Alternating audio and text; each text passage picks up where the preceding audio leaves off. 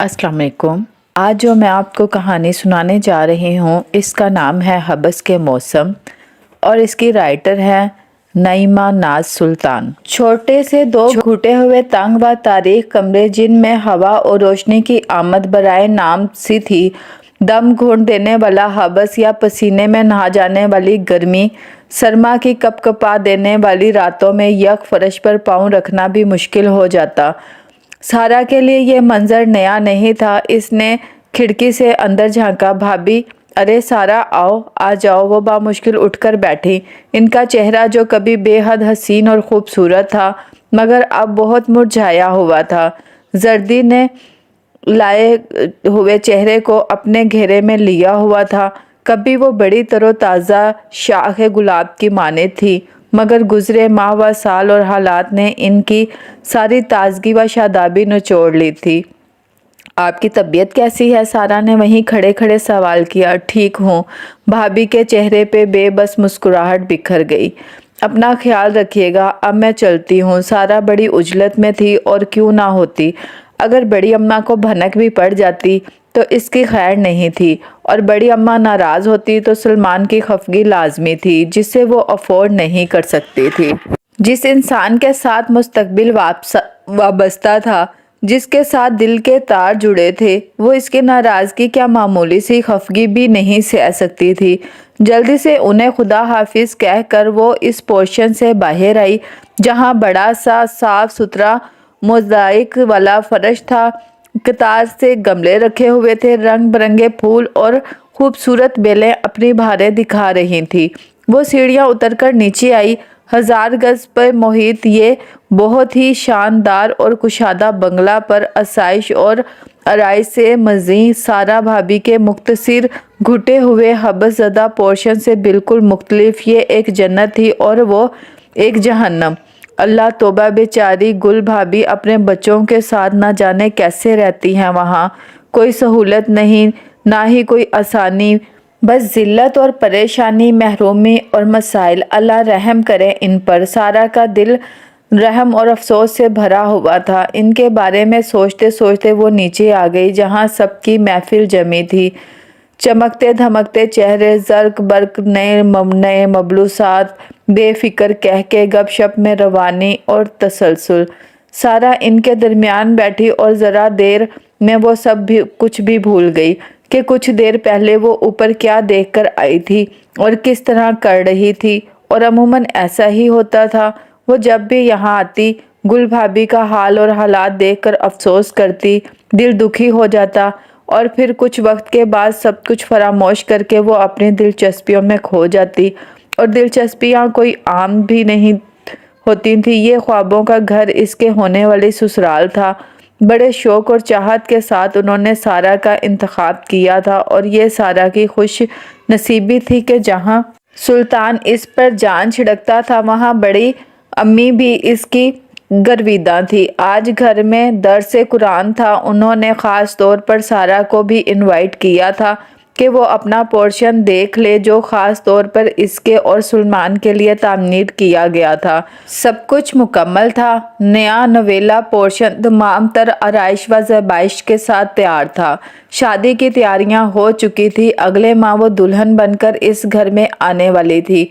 अपना नया पोर्शन, साजो सामान, सजावट, बनावट, इससे जुड़े खुशियों और ख्वाबों का अक्स और तस्वर।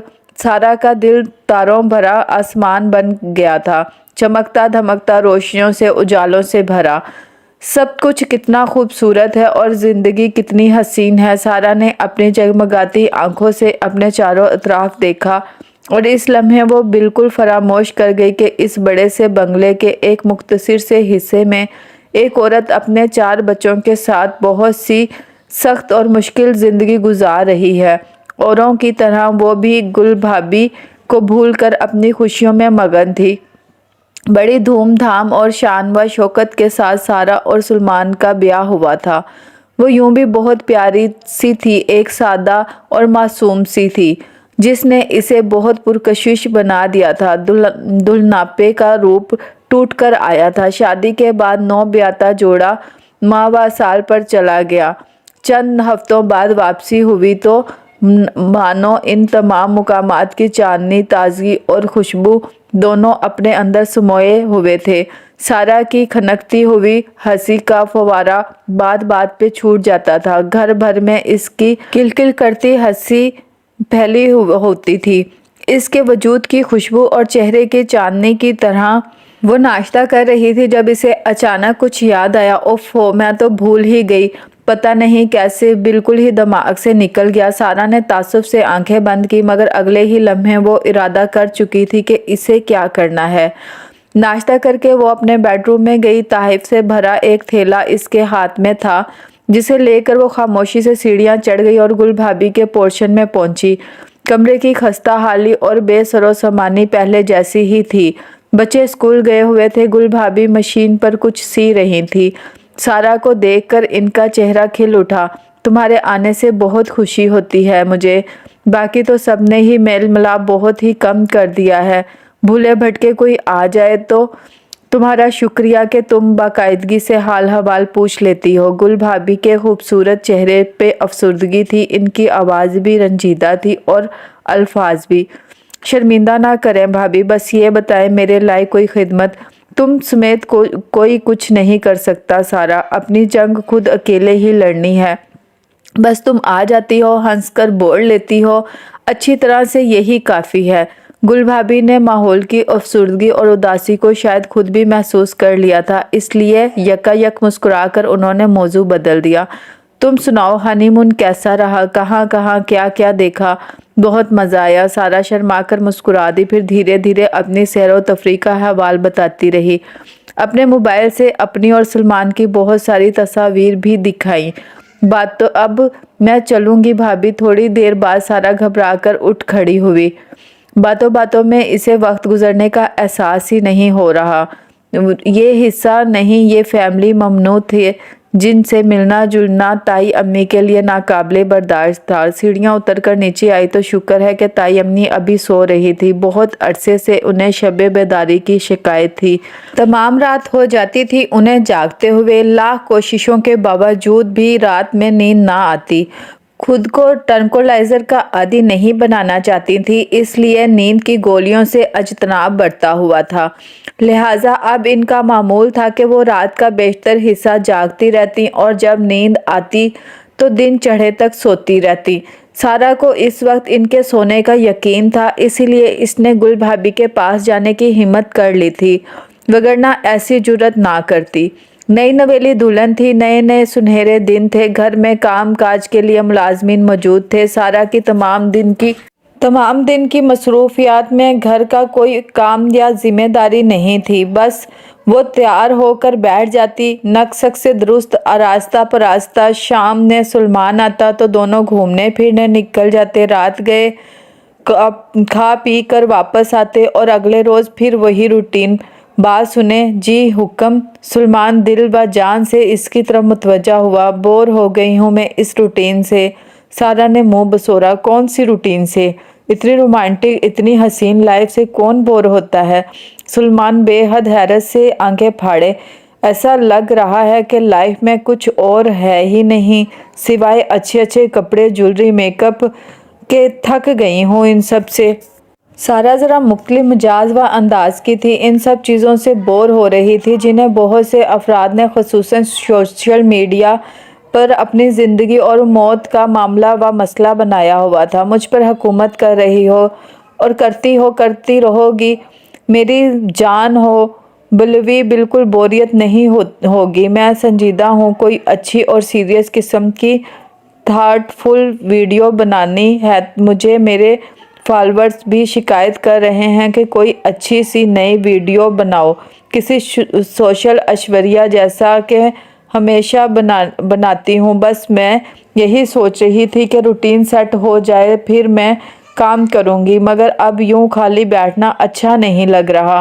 तुम्हें जो करना है करो, मैं तुम्हारे साथ हूँ। वैसे भी यहाँ कौन है एतराज़ करने वाला? अम्मी को वैसे भी तुम्हारी किसी एक्टिविटी पर कोई एतराज़ नहीं। सलमान की आंखों में मोहब्बत चमक उठी। सारा सिर्फ शक्ल की प्यारी नहीं थी बल्कि बहुत ही प्यारी आदतों की भी मालिक थी। सलमान इस पर फिदा था। शादी के अवलीन दिन थे। वालहानापन और मोहब्बत का खुमार शबो व रोज़ में फैला हुआ था। ससुराल में कोई ऐसी रवायती उलझनें और परेशानियां नहीं थी। सारा खुद को बहुत खुशनसीब ख्याल करती थी, अल्लाह का बहुत शुक्र अदा करती थी। तो आज से अपना काम शुरू। सारा ने मोबाइल पे सर्च करते हुए खुद को मुखातिब किया। 3 बरस पहले इसने अपना यूट्यूब चैनल शुरू किया था। समाजी, माशरती, सियासी, मजहबी मुख्तलिफ मौज़ूआत पर इसकी वीडियो धीरे धीरे मकबूल होती चली गई और आज इसके कसीर तादाद में फॉलोअर्स थे। वो सादा से अंदाज में अपनी बात कहती थी, ना भारी भरकम अल्फाज, ना मोटी मोटी इस्तिलाहात, ना जज्बात, ना घन गर्ज और ना मुतालबा आराई। हाँ, मालूमात और हक़ाइक़ ज़रूर होते थे। पहले पहल इसने यूं ही शौकिया इसे शुरू किया था, मगर जब फॉलोअर्स की तादाद बढ़ने लगी तो इसने संजीदगी से ज़्यादा मेहनत शुरू कर दी। काम मुकम्मल करके वो उठी तो एक दराज अंगड़ाई ली और कुर्सी पर दोबारा बैठकर पुश्त से टेक लगा ली। आंखें बंद करके इसने खुद को ढीला छोड़ा हुआ था। कितना सुकून मिल रहा है। आंखें मूंदे मूंदे इसने सोचा, बेगम साहिबा खाना लगा दूं। मुलाजमा ने कमरे में एंट्री दी। भूख नहीं है अभी, सारा ने सोचती हुई निगाहों से उसे देखा। मुझे जब भूख होगी मैं खा लूँगी, तुम जाओ। जी। मुलाजमा चली गई और सारा उठ खड़ी हुई। कपड़ों की शिकनें हाथ से दुरुस्त की, जो यूं भी ज़्यादा नहीं थी। आईने के सामने खड़े होकर बालों पे ब्रश फेरा, लिपस्टिक फ्रेश की और सीढ़ियों की जानिब बढ़ गई। ताई अम्मी एक रिश्तेदार की अयादत के लिए गई हुई थी। सारा ने मौका गनीमत जाना और गुल भाभी के पास ऊपर चली गई। वो अपनी छोटी बेटी को बहला रही थी। सारा को देखते ही खिल उठी। इनकी मुलाकातें यूं भी बराए नाम ही होती थी। सारा शादी से पहले और शादी के बाद भी इनके पास आ ही जाती थी, हाल अहवाल पूछने के लिए। ये और बात है कि काम वो ताई अम्मी और सलमान से छुपकर करती थी और इसकी दो ही वजूहात थी। इसके दिल में लोगों के लिए अमूमी तौर पर हमदर्दी और मोहब्बत के जज्बात थे और उसे गुल भाभी से कुदरती तौर पर लगाव था। इसे तरस आता था गुल भाभी और इनके बच्चों की हालत जार देख कर, और अंदर ही अंदर कहीं नदामत और शर्मिंदगी थी जो यहाँ ले आती थी। वो कुछ नहीं कर सकती थी इनकी मदद के लिए, इनका हक दिलाने के लिए, सिवाय अपने लफ्ज़ों से, अपनी आमद से उन्हें कुछ देर की खुशी दे देती। क्या हुआ, हमारी प्रिंसेस क्यों रो रही है? सारा ने गोल मटोल प्यारी सी हुरिया को अपनी गोद में बिठाया। कुछ नहीं, बस यूं ही बच्चों की जिदें, तो तुम्हें मालूम है कि किसी भी बात पर सुई अटक जाती है। चलो हुरिया, तुम अपने खिलौनों से खेलो। गुल भाभी ने ज़बरदस्ती मुस्कुराते हुए हुरिया को मंजर से गायब कर देना चाहा, मगर सारा ने इसे गोद में बिठाए रखा। प्रिंसेस खुद बताएगी कि क्या बात है, चलो शुरू हो जाओ। मम्मा ने प्रॉमिस किया था कि मेरी हैप्पी बर्थडे पर केक भी लाएंगी और गिफ्ट भी, मगर अभी तक नहीं लाई। हुरिया ने मुंह बसोरा। अरे आज तुम्हारी बर्थडे है, हमें तो मालूम ही नहीं था। चलो फिर केक और गिफ्ट दोनों पक्के। सारा ने इसके फूले फूले गालों पे प्यार किया। सच, हुरिया की मासूम आंखें चमक उठी। बिल्कुल पक्का वाला प्रॉमिस। सारा ने इसकी गुदगुदी की और वो हंस पड़ी। कब आएगा केक? हुरिया का इश्तियाक इसके सवाल से भी झलक रहा था और चेहरे से भी। केक आ जाएगा, तुम आपी को तंग ना करो। गुल भाभी ने इसे घूरा।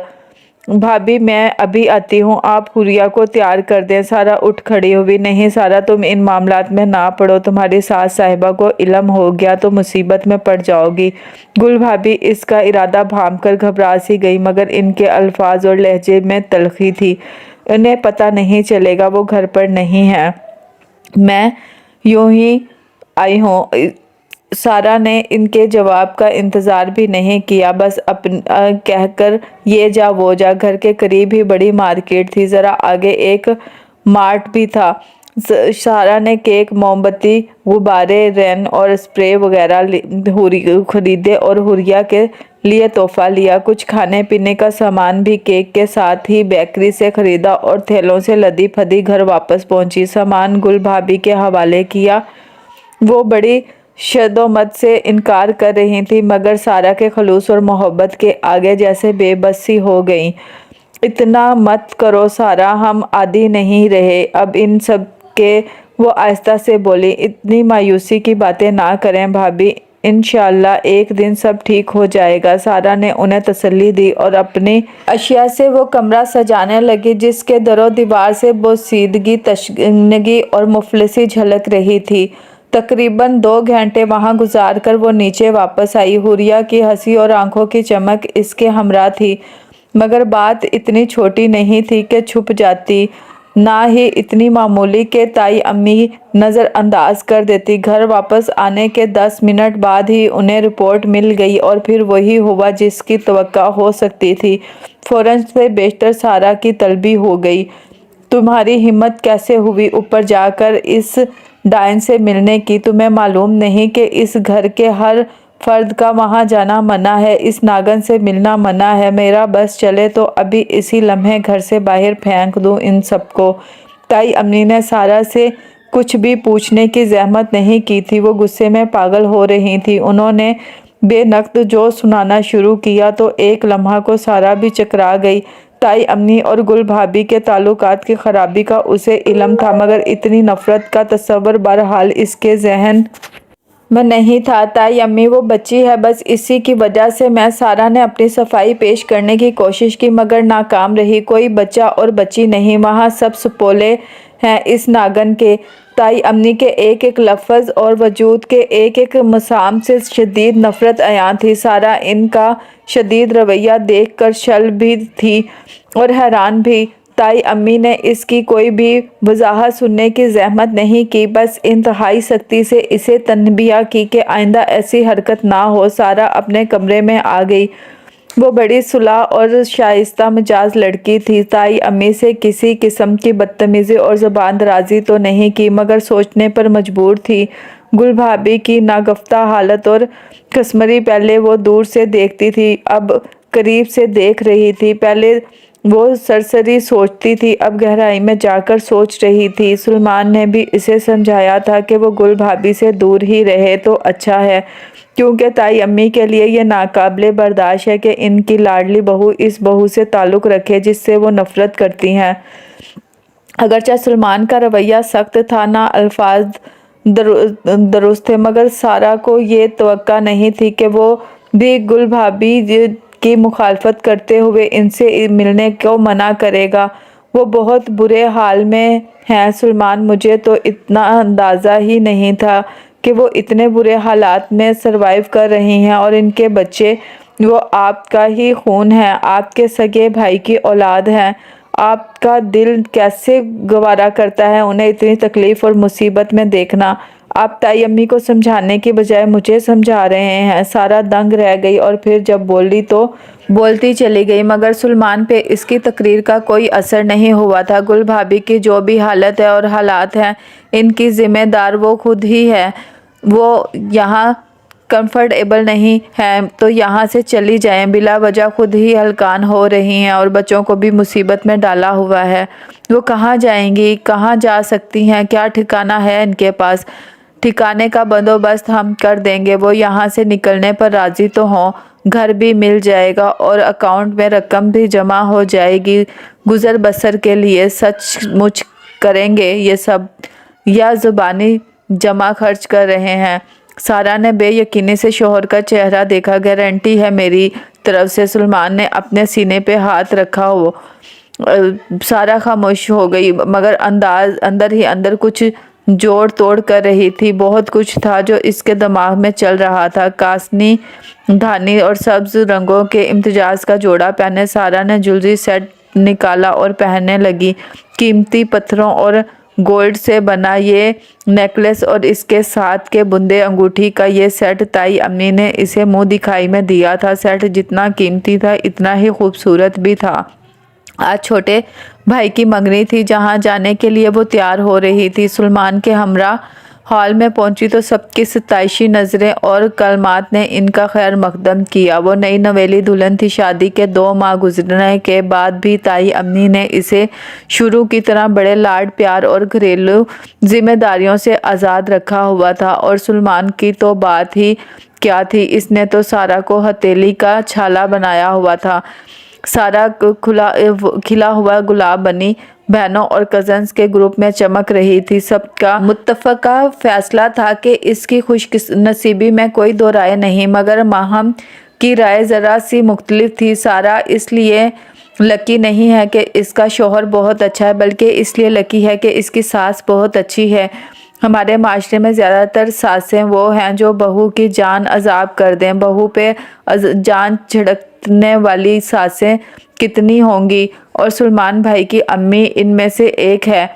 वो तो शुरू से ही सारा पे सदके वारी थी। बेटा अलग कुर्बान, आयला ने टुकड़ा जोड़ा। सच बताओ, कौन से वजीफे किए थे तुमने? मैंने कुछ नहीं किया बेवकूफ़। सारा की हंसी खिलखिल करती आसपास फैल गई।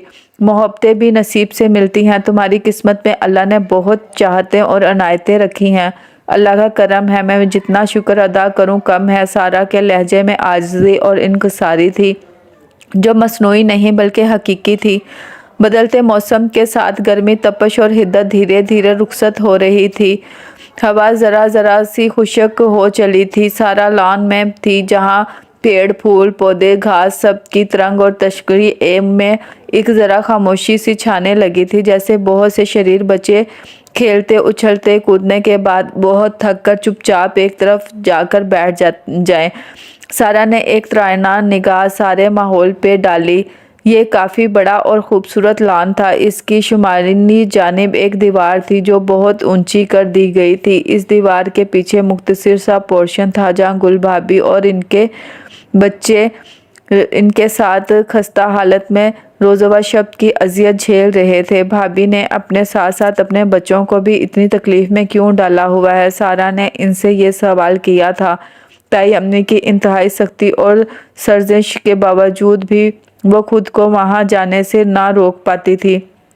कभी कभी मौका गनीमत जानकर वो गुल भाभी के पास पहुँच ही जाती थी। इसने गुल भाभी से सवाल किया और सुलेमान की पेशकश के मुतल्लिक बताया तो एक तल्ख मुस्कुराहट इनके लबों पर बिखर गई। मैं अपना घर छोड़कर कहीं नहीं जाऊंगी। आप और बच्चे इतनी मुश्किल और मुसीबत में यहाँ रहते हैं। ताई अम्मी का आपको मालूम ही है, वो आपके लिए नई नई मुश्किलात खड़ी करती रहती हैं, बर्दाश्त करने को तैयार नहीं। आप इनसे ज़िद लगा कर ना बैठें, बच्चों का तो सोचें। सारा ने उन्हें समझाने की कोशिश की, मगर गुल भाभी अपने फैसले पर चट्टान की तरह डटी हुई थी। सारा, मैं अपना घर छोड़कर कहीं नहीं जाऊंगी। उन्होंने एक एक लफ्ज़ पे जोर दिया। अपना घर। सारा हमेशा की तरह उलझ गई। गुल भाभी कुछ कहती थी ना ही अम्मी और इनकी पूरी फैमिली का मौक़िफ़ अलग था, बल्कि दावा था जो मुख्तलिफ था, और ख़ानदान भर में ताई अम्मी की ही तायद और हमायत थी। सारा वापस नीचे आ गई, क्योंकि वो तो ज़्यादा देर वहाँ बैठ नहीं सकती थी और ना ही घंटों इनके साथ बहस कर सकती थी। महदूद वक्त, गिने चुने लम्हात में जो हो सकता था वो कर देती थी, जो बन पड़ता था वो कह देती थी और इनकी सुन लेती थी और फटाफट नीचे आ जाती। यूं कभी वो ठीक तरह से ना गुल भाभी की बात सुन सकी और समझ सकी, और ना ही अपनी बात उन्हें समझा सकी। लॉन में बैठे बैठे कितनी देर अपने ख्यालों में गुम रही, यहाँ तक कि मुलाजमा बुलाने आ गई। ताई अम्मी उसे बुला रही थी। जी अम्मी। सारा इनके पास चली आई। ताई अम्मी बेड पे बड़े ठसे से गाँव तकिया लगाए बैठी थी, जो कि इनका एक ख़ास अंदाज था। वो बहुत गोरी चिट्टी फरहबी माइल खातून थी। ब्राउन आंखों और मेहंदी लगे सुर्ख बालों के साथ इनकी शख्सियत में रौब के साथ कुछ और भी था, जो किसी को भी बाआसानी इनके करीब नहीं आने देता था, इनसे बेतकल्लुफ़ नहीं होने देता था। चाहे कोई शनासा हो या गैर शनासा, एक फासला और एक गैर महसूस सा तकल्लुफ़ हायल रहता था। चंद ही खुशनसीब थे जो इनके करीब थे। सारा भी इनमें से एक थी, जो इनके करीब भी थी और उन्हें अजीज़ भी थी। ढलती शाम में पेड़ पौधों के करीब ना बैठा करो, एहतियात करो, दिन करीब हैं, कोई ऊंच नीच ना हो, अल्लाह पाक खैरियत के साथ फारिग करे तुम्हें। इनके अंदाज के में लहजे की मखसूस सख्ती के साथ साथ एक नरमी और मुलायमियत भी थी, जो सारा के लिए मखसूस थी। जी, अपने बे डोल सरापे को संभालते हुए वो दूसरे तकिए पे नीम दराज हो गई। फ्रेश जूस ले आओ। ताई अम्मी ने मुलाजमा को हुक्म दिया, तुम यहीं आराम करो जब तक सुलेमान नहीं आ जाता। तन्हाई में ज्यादा ना रहा करो। शैतानी और नापाक वजूद कब कहाँ होते हैं हमें क्या मालूम, ले देख कर हमला आवर हो जाते हैं। जी। सारा को अजीब सी थकन थी जो इन दिनों में और इस हालत में हो जाती है। इसने आंखें बंद कर लीं। वो आने वाले दिनों को सोच रही थी। डॉक्टर ने 1 नवंबर की तारीख दी थी। आज 1 अक्टूबर थी। पूरा 1 माह बाकी था। 8 माह गुजर गए। ये 1 माह भी गुजर ही जाएगा। तमानियत की सांस लेते हुए इसने सोचा। मुलाजमा जूस लेकर आई। सारा उठकर बैठी और घूंट घूंट पीने लगी। यूं तो पहले ही से वो इस घर में एक शहजादी की मानिंद रहती थी, मगर जब से खुशखबरी मिली सुलेमान और ताई अम्मी दोनों ने इसे हथेली का छाला बनाया हुआ था। अल्लाह इस खुशनसीबी को सलामत रखे। दिन में कितनी बार वो यही दुआ करती थी। 7 अक्टूबर 2023 दुनिया भर के मीडिया पर एक ही खबर थी, इसका इसराइल पर हमला। मिसाइल, पैराशूट, मोटरसाइकिलें और शौक शहादत लिए जज्बा जमात से सरशार जानदार ये हथियार जो अपने से कई घटा ताकत रखने वाली जालिम और काबज हुकूमत के खिलाफ इस्तेमाल हुए थे। पाकिस्तान समेत दुनिया भर के खुसूसन मगरबी मीडिया में एक हलचल मची हुई थी। तज्जिया निगार और यूट्यूबर्स माइक लेकर बैठ गए। सारा भी इनमें से एक थी। वक्त कम था और मुकाबला सख्त। सबसे पहले तो गूगल समेत कई प्लेटफॉर्म्स पे सर्चिंग की। फ़लस्तीन के मसले पे अमूमन मालूमात तो थी, मगर इस वक्त की सूरत हाल के हवाले से बहुत सी इंफॉर्मेशन चाहिए। गजवा पट्टी का नाम कई बार सुना और पढ़ा था, मगर आज पहली बार इल्म हुआ। यह दुनिया की सबसे बड़ी ओपन एयर जेल है, जहां तकरीबन 22 से 24 लाख जीते जागते नफूस गासिब इसराइल के कैदी हैं। बहरिया रूम के किनारे एक तंग साहिली पट्टी जिसका शुमार दुनिया के सबसे गुंजान आबाद इलाके में होता है। सना 2006 के इलेक्शन में यहाँ से हमास को फतह हासिल हुई थी। फ़लस्तीन के दूसरे हिस्से में महमूद अब्बास की हुकूमत है। हमास की अस्करी जदोजहद इसराइल के खिलाफ इसलिए कि लातों के भूत बातों से नहीं मानते। मुज़ाकरात की लॉलीपॉप के बाद भी इसराइल का रवैया फ़लस्तीनियों के साथ बद से बदतरीन होता गया। अपनी ही सरजमीन पर अजनबी, अपने ही घर में जुल्म व सितम का शिकार, अपने हक का मुतालबा करना गुनाह, मस्जिद अक्सा में नमाज पढ़ना जुर्म, मस्जिद की बेहुरमती पे एहतजाज भी गवारा नहीं। तालीम, सेहत, रोज़गार, मजहब, हर शोबे हर मामले में मतफन बिल्कुल ही दीवार से लगा दिया गया। फिर क्या रास्ता है इनके पास? मरना ही तो है। क्यों ना अपनी मर्जी की मौत मुंतखब की जाए। जिंदगी की सबसे मुश्किल मगर खूबसूरत जंग से फतह याब होकर वो निढाल हॉस्पिटल के बेड पर लेटी थी। चेहरे पे नकाहत और तकलीफ के आसार। इसकी मुस्कुराहट और खुशी के पीछे छुप गए थे जो माँ बनकर सारा के चेहरे पर आई थी।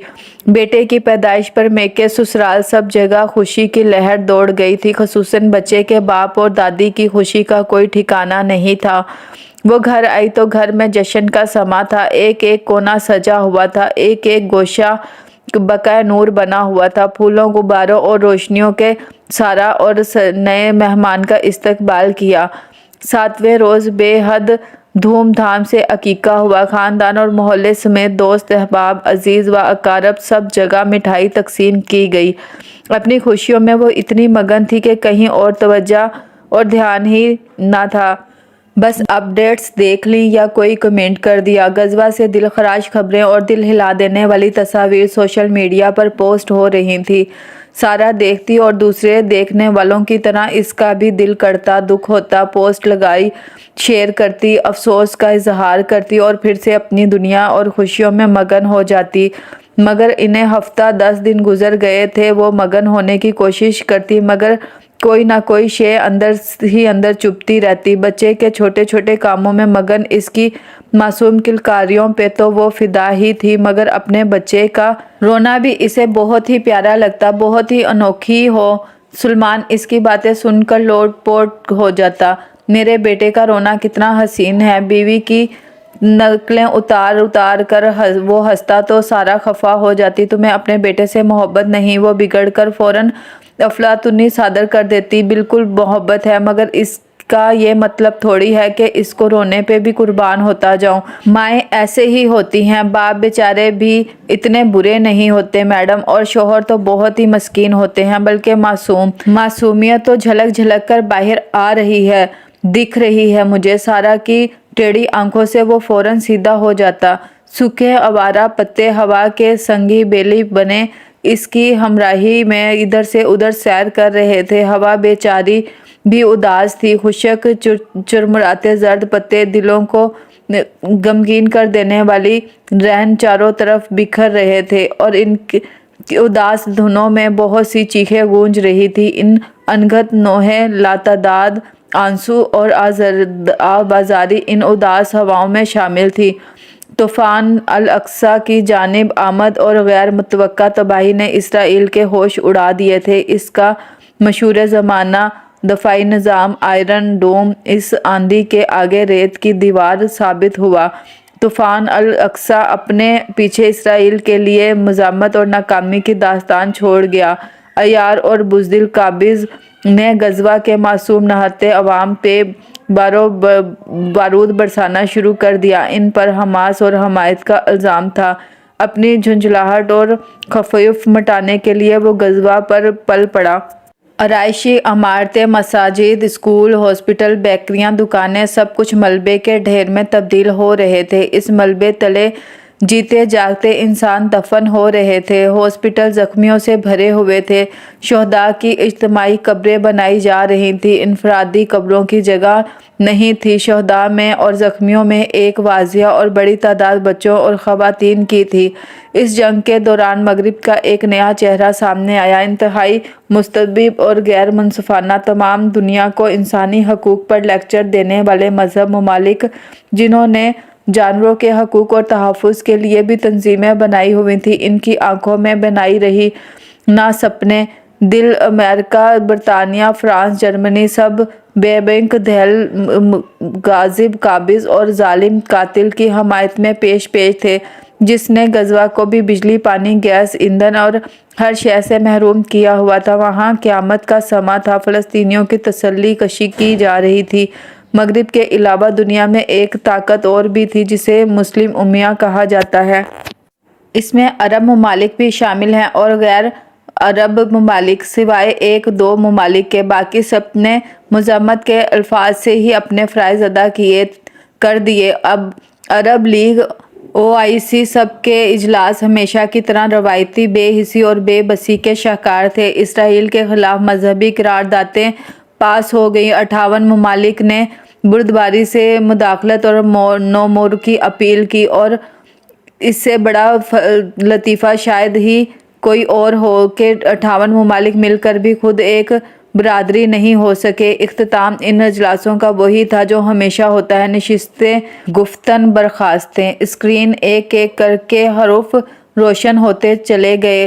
کام مکمل کر کے سارا نے کرسی کی پشت سے ٹیک لگائی، اور آزردہ سی زندگی میں خوشیوں کی کمی نہ تھی۔ آس پاس مہربان چہرے، جان چھڑکنے والے رشتے، زندگی کو مزید مکمل اور خوبصورت بنانے کے لیے اولاد کی نعمت بھی تھی۔ شکر گزار بندی تھی، ہر نعمت، ہر مسرت کے لیے شکر ادا کرتے اس کی زبان تھکتی نہ تھی۔ مگر ایک پرسکون اور خوش و خرم زندگی کا مطلب یہ نہیں تھا کہ وہ بے حس تھی، بس اپنی خوشیوں میں مگن، باقی سب سے لاپرواہ۔ وہ ایسی نہیں تھی۔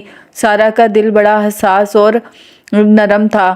وہ گل بھابھی کا بھی حال دیکھتی تو بہت دکھ ہوتا۔ ان کے حالات کا مکمل سدھار تو سارا کے بس میں بھی نہیں تھا، مگر پھر بھی ساس اور شوہر سے چھپ کر ان کی مدد کرنے کی کوشش کرتی تھی۔ گھڑی دو گھڑی ان کے پاس بیٹھ کر ان کی دل جوئی کرنے اور ہمت بندھانے کے جتن بھی کر لیتی تھی۔ اور یہ تو اس کے قریب کے لوگ اور آس پاس کی صورتحال تھی۔ فلسطین اور غزہ یہاں سے ہزاروں میل دور تھا۔ روزانہ وہاں کی خبریں اور تصاویر دیکھ کر وہ انتہائی کرب اور صدمے کی کیفیت میں تھی۔ کوئی کچھ کیوں نہیں کر رہا؟ کیا کچھ بھی نہیں کیا جا سکتا اس ظلم اور درندگی کے خلاف؟ کہاں وہ مسلمان، کہاں ہے مسلم امیہ، کہاں ہے دنیا کے منصف اور امن و سلامتی کے ٹھیکیدار، انسانی حقوق کے چیمپئن اور علم بردار، حقوق انسانی کی حفاظت کے ذمہ دار سب کیا کر رہے ہیں؟ دنیا کے نقشے پہ کھجور کی گٹھلی برابر ملک تمام دنیا پر حاوی ہے، تمام عالمی ادارے اور قوانین اس کے جوتے کی نوک پر جما دیتی ہے، تو ظاہر ہے کہ ایک طرف مخالفین بھی زبانی جمع خرچ سے آگے نہیں بڑھ رہے۔ دنیا کا اخلاقیات کا، معاشرت کا کوئی قانون ایسا ہے جو اسرائیل پہ لاگو ہوتا ہے؟ سارا کے پاس بہت سے سوالات تھے، کچھ وہ اس کے ذہن میں پیدا ہوتے تھے اور کچھ اس کے فالوورز بھی بھیجتے تھے۔ ان سوالات کے جواب ہر ایک کے پاس تھے بھی اور نہیں بھی۔ زرد پتوں کا فرش درختوں تلے بچھا ہوا تھا، سوکھے پتے قدموں تلے چرچراتے اور ایک آہ بھرتے خاموش ہو جاتے۔ ایسے ہی زرد خشک پتے اس بنگلے کے لان میں بھی درختوں کے نیچے بکھرے پڑے تھے۔ ان ٹنڈ منڈ درختوں اور جھاڑیوں کے درمیان سارا دھوپ میں بیٹھی تھی۔ ننھا عمر اس کی گود میں تھا، اس کی مالش کر کے نہلایا جا چکا تھا اور اب دودھ پی کر سو رہا تھا۔ سارا نے اس کے سوتے ہوئے چہرے پہ پیار کیا، وہ ذرا کھسمسایا۔ سارا نے فوراً تھپکنا شروع کر دیا۔ اسی اثنا میں اسے حوریہ کی آواز آئی۔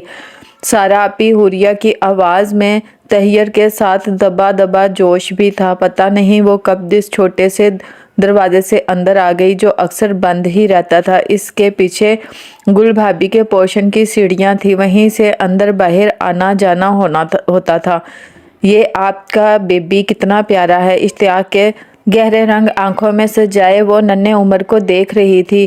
حوریہ فٹافٹ آؤ۔ کچھ فاصلے پر دروازے کے بیچوں بیچ کھڑی گل بھابھی بھی پریشانی کے عالم میں حوریہ کو بلا رہی تھی۔ ان کے چہرے پہ پریشانی کے آثار تھے اور حقیقت یہ تھی کہ حوریہ کو اچانک اپنے سامنے دیکھ کر سارا کے بھی اوزان خطا ہو گئے تھے۔ یہ انتہائی گھبراہٹ کے عالم میں وہ حوریہ کو دیکھ رہی تھی۔ آپ کی مما بلا رہی ہیں حوریہ، ابھی آپ جاؤ، پھر بعد میں مما کے ساتھ آنا۔ نہیں مما نہیں لاتی، مجھے پتا ہے۔ حوریہ نے اپنا خوشنما سر ہلایا، اس کی پونی پنڈو کی طرح دائیں بائیں گھوم رہی تھی۔ میں کیوں کہوں گی وہ بعد میں لے کر آئیں گی آپ کو، ابھی آپ مما کے ساتھ جائیں۔ سائرہ کا اضطراب ہر گزرتے لمحے بڑھتا جا رہا تھا۔ اگر تائی امی باہر آ جاتی تو قیامت آ جاتی، اور چند لمحوں کے بعد بات تھی، قیامت آ ہی گئی۔ تائی امی باہر آئیں اور ایک نظر میں انہوں نے دور کھڑی بھابھی کو دیکھا جو حوریہ کو بلا رہی تھی۔ تائی امی کی آنکھوں میں خون اتر آیا۔ سارا انہیں ہی دیکھ رہی تھی، ان کی نگاہوں میں ایسی نفرت اور حقارت تھی کہ سائرہ بھی گھبرا گئی۔ حوریہ آپ جاؤ، آپ کی مما بلا رہی ہیں، وہ بامشکل بولی تھی، مگر اس کے بولتے بولتے تائی امی نے حوریہ کا بازو پکڑ کر اسے بے حد زور سے دور پھینکا تھا۔ حوریہ کے منہ سے بے ساختہ بہت بلند چیخ نکلی تھی۔ گل بھابھی دوڑ کر اپنی بیٹی کی طرف آئیں۔ خبردار جو میری بچی کو ہاتھ لگایا۔ انہوں نے تڑپ کر حوریہ کو اٹھایا اور تائی امی کو وارن کیا، ارے جا اپنے شوہر کو کھانے والی ڈائن، اگر یہ سپولے مجھے دوبارہ اپنے گھر میں نظر آئے تو جان لے لوں گی۔ تائی امی غیظ و غضب کا شکار اپنے آپے میں نہیں تھی۔ گل بھابھی کے لبوں پہ ایک زہر بلند مسکراہٹ نمودار ہوئی۔ میرا گھر، انہوں نے ایک ایک لفظ چبا کر کہا، یہ میرا گھر ہے، میرے باپ کا گھر تھا، ان کے بعد میرا اور میرے بعد میری اولاد کا۔ تمہارے قبضہ جما لینے سے نہ یہ تمہارا ہوگا نہ تمہاری اولاد کا۔ ایک لمحے کو رک کر انہوں نے تائی امی کی آنکھوں میں آنکھیں ڈالی۔ میں پہلے تھی کمزور، اب نہیں ہوں، اپنا حق لے کر رہوں گی، بہت جلد پتہ چل جائے گا تمہیں۔ گل بھابھی نے روتی بلکتی حوریہ کو گود میں اٹھایا اور وہاں سے واپسی کے لیے قدم بڑھا دیا۔ تیری یہ مجال تائی اماں ساری اخلاقیات، تمیز، تہذیب بالائے طاق رکھ کر گل بھابھی پر پل پڑیں اور آن کی آن میں ان کے بال نوچ گھسیٹ کر انہیں نیچے گرا دیا۔ سارا نے بوکھلا کر انہیں روکا، مگر وہ تو اپنے آپے میں نہیں تھی، وہ بے دریغ گل بھابھی کو مار رہی تھی۔ شور شرابہ سن کر ملازمہ بھی آ گئیں، مگر فقط کھڑی دور ہو کر تماشا دیکھ رہی تھی۔ اس کی جرأت نہیں تھی کہ وہ بڑی بیگم صاحبہ کے معاملے میں مداخلت کرتی۔ وہ تو خیر ہوئی کہ سلیمان گھر آ گیا تھا اور اندر داخل ہوتے ہی لان میں موجود منظر دیکھ کر بھونچکا رہ گیا تھا۔ مگر پھر جیسے تیسے اس نے ہی اماں کو قابو کیا اور انہیں اندر لے گیا۔ گل بھابھی کا برا حال تھا، ان کی چادر اتر گئی تھی، بال بری طرح بکھرے ہوئے تھے، نچلا ہونٹ پھٹ کر خون رس رہا تھا، حوریہ الگ بلک بلک کر ہلکان ہو گئی تھی۔ سارا نے ملازمہ کی مدد سے بامشکل گل بھابھی کو اٹھا کر کرسی پر بٹھایا، مگر وہ بیٹھنے کے موڈ میں نہیں تھی، فوراً ہی اٹھ کھڑی ہوئی۔ ان کے چہرے کے تاثرات فیصلہ کن تھے، بیٹی کو گود میں اٹھا کر وہ لنگڑاتی ہوئی چل پڑیں۔ سارا حواس باختہ سی انہیں جاتا ہوا دیکھ رہی تھی، مگر ان سے کچھ کہنے کی یا روکنے کی جرات نہ ہوئی۔ تائی امی کا ایک نیا روپ اس کے سامنے آیا تھا، جسے وہ سمجھنے سے قاصر تھی اور جس پر یقین بھی نہیں آ رہا تھا۔ ان کا اتنا غصہ اور جارحانہ رویہ سارا کے تصور میں بھی نہیں تھا۔ پھر گھر کی ملکیت کا دعویٰ، تائی امی بے باک اور دبنگ اسے اپنا گھر قرار دیتی تھیں اور گل بھابھی اپنی ملکیت کا دعویٰ کرتی تھی۔ سارا کو نہ تو ٹھیک سے علم تھا، نہ ہی سمجھ آتی تھی کہ کون صحیح ہے کون غلط، اور سچ تو یہ تھا کہ اس نے یہ حقیقت بھی سنجیدگی سے جاننے کی کوشش بھی نہیں کی تھی کہ سچ کیا ہے۔ اس کے خیال میں تائی امی اتنی معتبر ہیں، یہ خاندان بھر میں ان کی عزت و احترام ہے، جہاں جاتی ہیں ان کی آؤ بھگت کی جاتی ہے، ہاتھوں ہاتھ لیا جاتا ہے۔ اس قدر منزل کو دیکھ کر وہ کیا کوئی بھی نہیں سوچ سکتا تھا کہ وہ جھوٹ بول رہی ہیں یا غلط بیان سے کام لے رہی ہیں۔ سارا اپنے خیالات میں غلطہ و پیچا تھی جب سلمان تیزی سے کمرے میں داخل ہوا۔ اس کے چہرے پہ کچھ گھبراہٹ اور کچھ پریشانی۔ اللہ خیر کیا ہوا؟ سارا ہڑبڑا گئی۔ سارا میری بات غور سے سنو، گل بھابھی پولیس کے ساتھ آئی ہیں، وہ لوگ تم سے کچھ بھی پوچھیں تو صاف انکار کر دینا۔ عابدہ ملازمہ کو بھی میں نے سمجھا دیا ہے، امی کا نام کسی طور کسی معاملے میں نہیں آنا چاہیے، ٹھیک ہے؟ تیزی سے بولتا ہوا سلمان بات مکمل کر کے فوراً ہی واپس پلٹا، مگر سلمان سارا بے یقینی سے اس کے پیچھے لپکی۔ میں جھوٹ کیسے بولوں؟ مختصر سی بات کرنی ہے یار، کہہ دینا کہ میں سو رہی تھی، مجھے کچھ نہیں معلوم۔ سلمان عجلت میں تھا، مگر بچی مت بنو سارا، اپنے گھر اور فیملی کو سپورٹ کرنا، پروٹیکٹ کرنا ہم دونوں کا فرض ہے۔ سلمان جس تیزی کے ساتھ آیا تھا اسی پھرتی کے ساتھ نکل گیا۔ بہت کوشش کی سارا نے کہ اپنے چہرے کے تاثرات نارمل رکھے، مگر سب اس سے نہیں ہو رہا تھا۔ جب تفتیشی آفیسر کے سامنے اس نے اس سارے قصے اور واقعے سے لا علمی کا اظہار کیا تو باوجود کوشش کے اس کی زبان لڑکھڑا گئی اور چہرہ فک ہو گیا۔ گل بھابھی کی طرف تو اس سے دیکھا ہی نہیں گیا، جن کے چہرے پہ حیرت اور آنکھوں میں ملامت تھی، شاید کم از کم سارا سے انہیں یہ امید نہیں تھی۔ ملازمہ نے تو حق نمک ادا کیا تھا اور سارا نے اپنا فرض جو بحیثیت ایک بیوی ایک بہو اس پر عائد تھا یا نہیں، مگر اسے بتایا یہی گیا تھا۔ تو اس طرح کے ہوتے ہیں حالات جب انسان نہ چاہتے ہوئے بھی مجبوراً جھوٹ بول جاتا ہے، اپنے ضمیر کی آواز دبانی پڑتی ہے، سچ کو ایک طرف رکھنا پڑ جاتا ہے، مصلحت کے نام پر دروغ گوئی سے کام لینا پڑتا ہے۔ سارا کا ضمیر ملامت کر رہا تھا، اسے حوریہ کی کلائی میں فریکچر ہو گیا تھا۔ اس ننھی سی بچی کے لیے جو اسے بہت پیاری اور عزیز تھی، وہ سچائی بیان نہیں کر سکی۔ وہ اب کمرے میں بیٹھی کڑ رہی تھی، افسوس، ندامت، شرمندگی، بے بسی اور جھنجھلاہٹ سارے کے سارے مل کر ایک ساتھ اس پر حملہ آور ہوئے تھے۔ خیالات کا ایک ریلا تھا جو اس سے روندتا ہوا گزر رہا تھا، سچ اور حق کے لیے آواز بلند کرنا، ظلم کے خلاف اٹھنا، مظلوم کی مدد کرنا اور اپنے مفادات پستے پست ڈالنا اور ظالم کے خلاف اٹھ کھڑے ہونا، کتنے عظیم افکار، اعلیٰ خیالات اور عمدہ اخلاقی اقتدار ہیں یہ سب، مگر صرف لکھنے، پڑھنے، بولنے اور سوچنے کی حد تک۔ جب کوئی عملی قدم اٹھانے کا وقت آتا ہے تو مصلحت یا خوف کی نادیدہ زنجیریں انسان کو آگے بڑھنے سے روک لیتی ہیں۔ تو سارا سلمان یہ ہے اصل اور بدصورت حقیقت۔ سارا آئینہ کے سامنے کھڑی غور و خوض سے خود کو دیکھ رہی تھی۔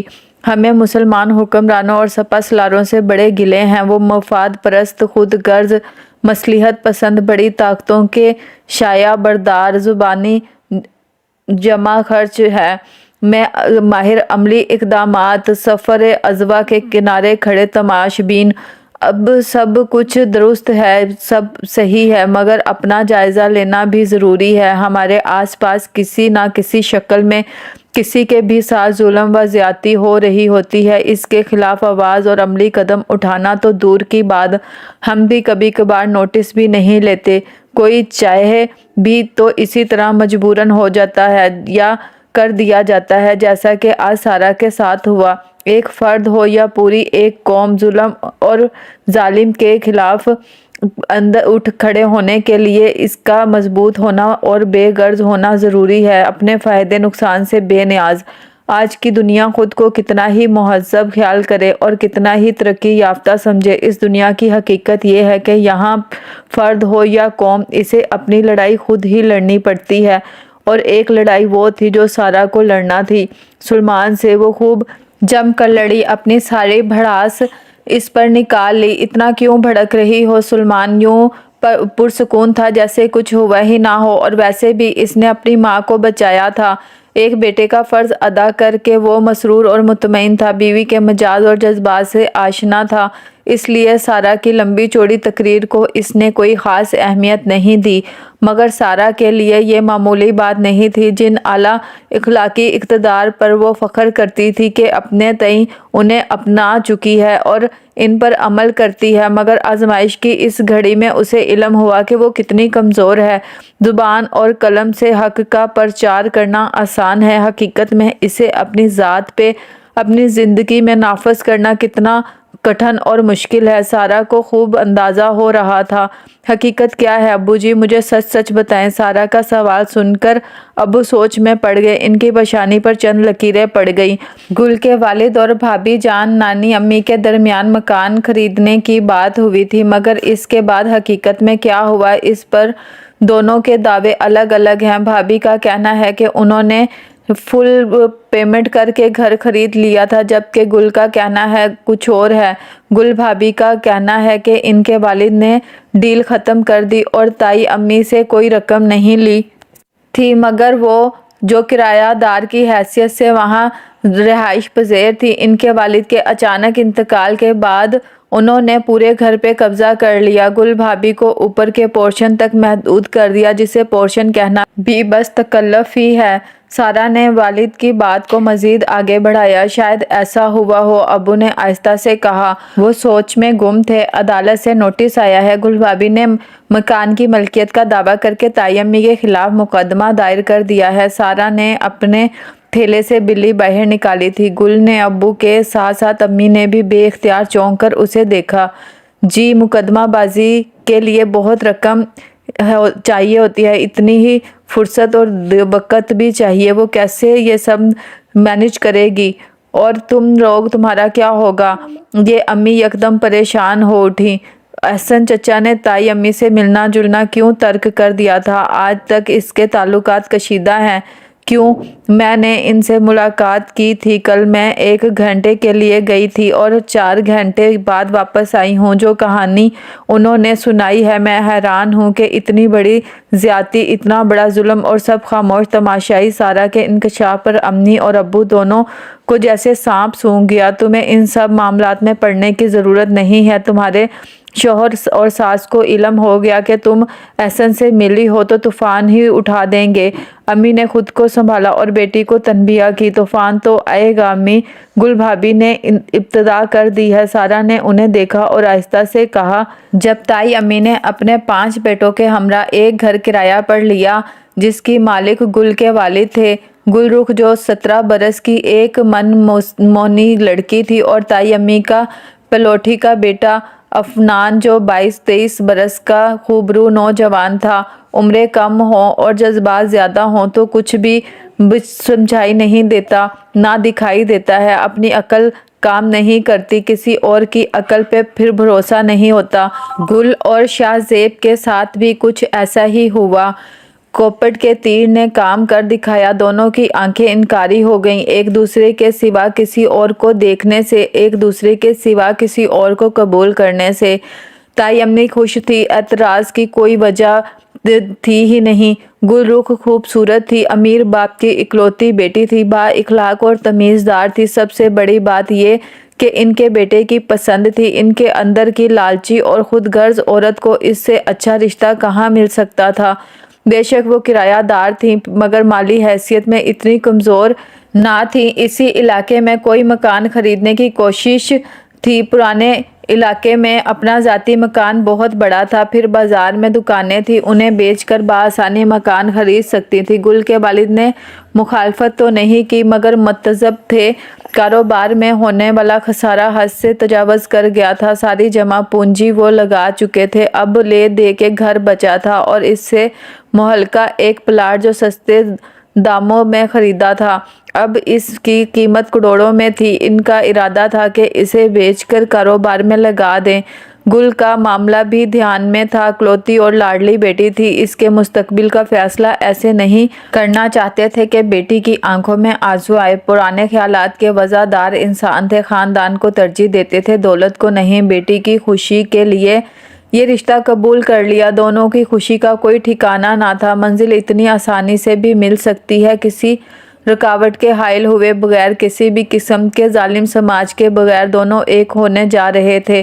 تائی امنی نے گل کے والد سے پلاٹ کا سودا طے کر لیا تھا۔ شبیر صاحب نے مارکیٹ ویلیو سے کچھ کم ہی قیمت لگائی۔ مستقبل کے سمدھانے کا لحاظ بھی تھا اور یہ بھی کہ بیٹی قریب میں رہے گی۔ شادی کی تیاریاں ہو رہی تھیں۔ تائی امی نے انتہائی شاندار اور نفیس بری بنائی تھی۔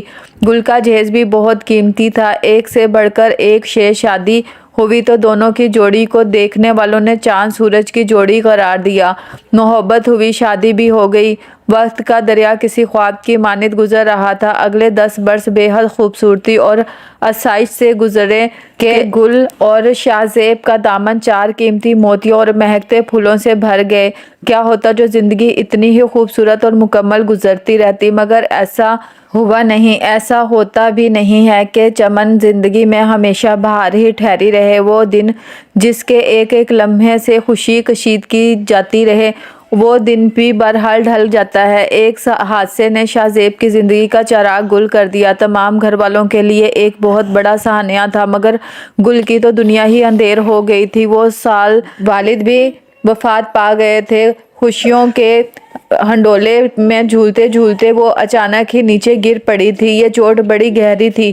وہ محبت کا بچھڑ جانا، جیون ساتھی کا جدا ہو جانا معمولی بات نہیں تھی۔ جذبات دھچکا اپنی جگہ اور زندگی کے تلخ حقائق اپنی جگہ موجود منہ چڑھا رہے تھے۔ شبیر صاحب کا چھوٹا سا بزنس دماغ کی طرح عصائے سامان تھا۔ ان کی وفات سے کچھ عرصہ قبل ہی زمین بوس ہو گیا تھا۔ اپنی بیماری کے آخری حصے میں اونے پونے فروخت کر کے انہوں نے قرض داروں کا قرض اتارا کہ اللہ کے حضور ہر ایک کے حق سے بری و ذمہ ہو کر جائیں۔ ان کی وفات کے بعد گل کے پاس یہ گھر تھا جس میں وہ شوہر کے ساتھ پہلے شفٹ ہو گئی تھی، سسرال پڑوس میں ہی تھی۔ نانی امی نے ہی اسے مجبور کیا کہ والد کی بیماری اور تنہائی کے دنوں میں اسے ان کے ساتھ رہنا چاہیے۔ اب بیوگی کے عالم میں وہ حیران پریشان کھڑی تھی، ادھر ادھر دیکھ رہی تھی۔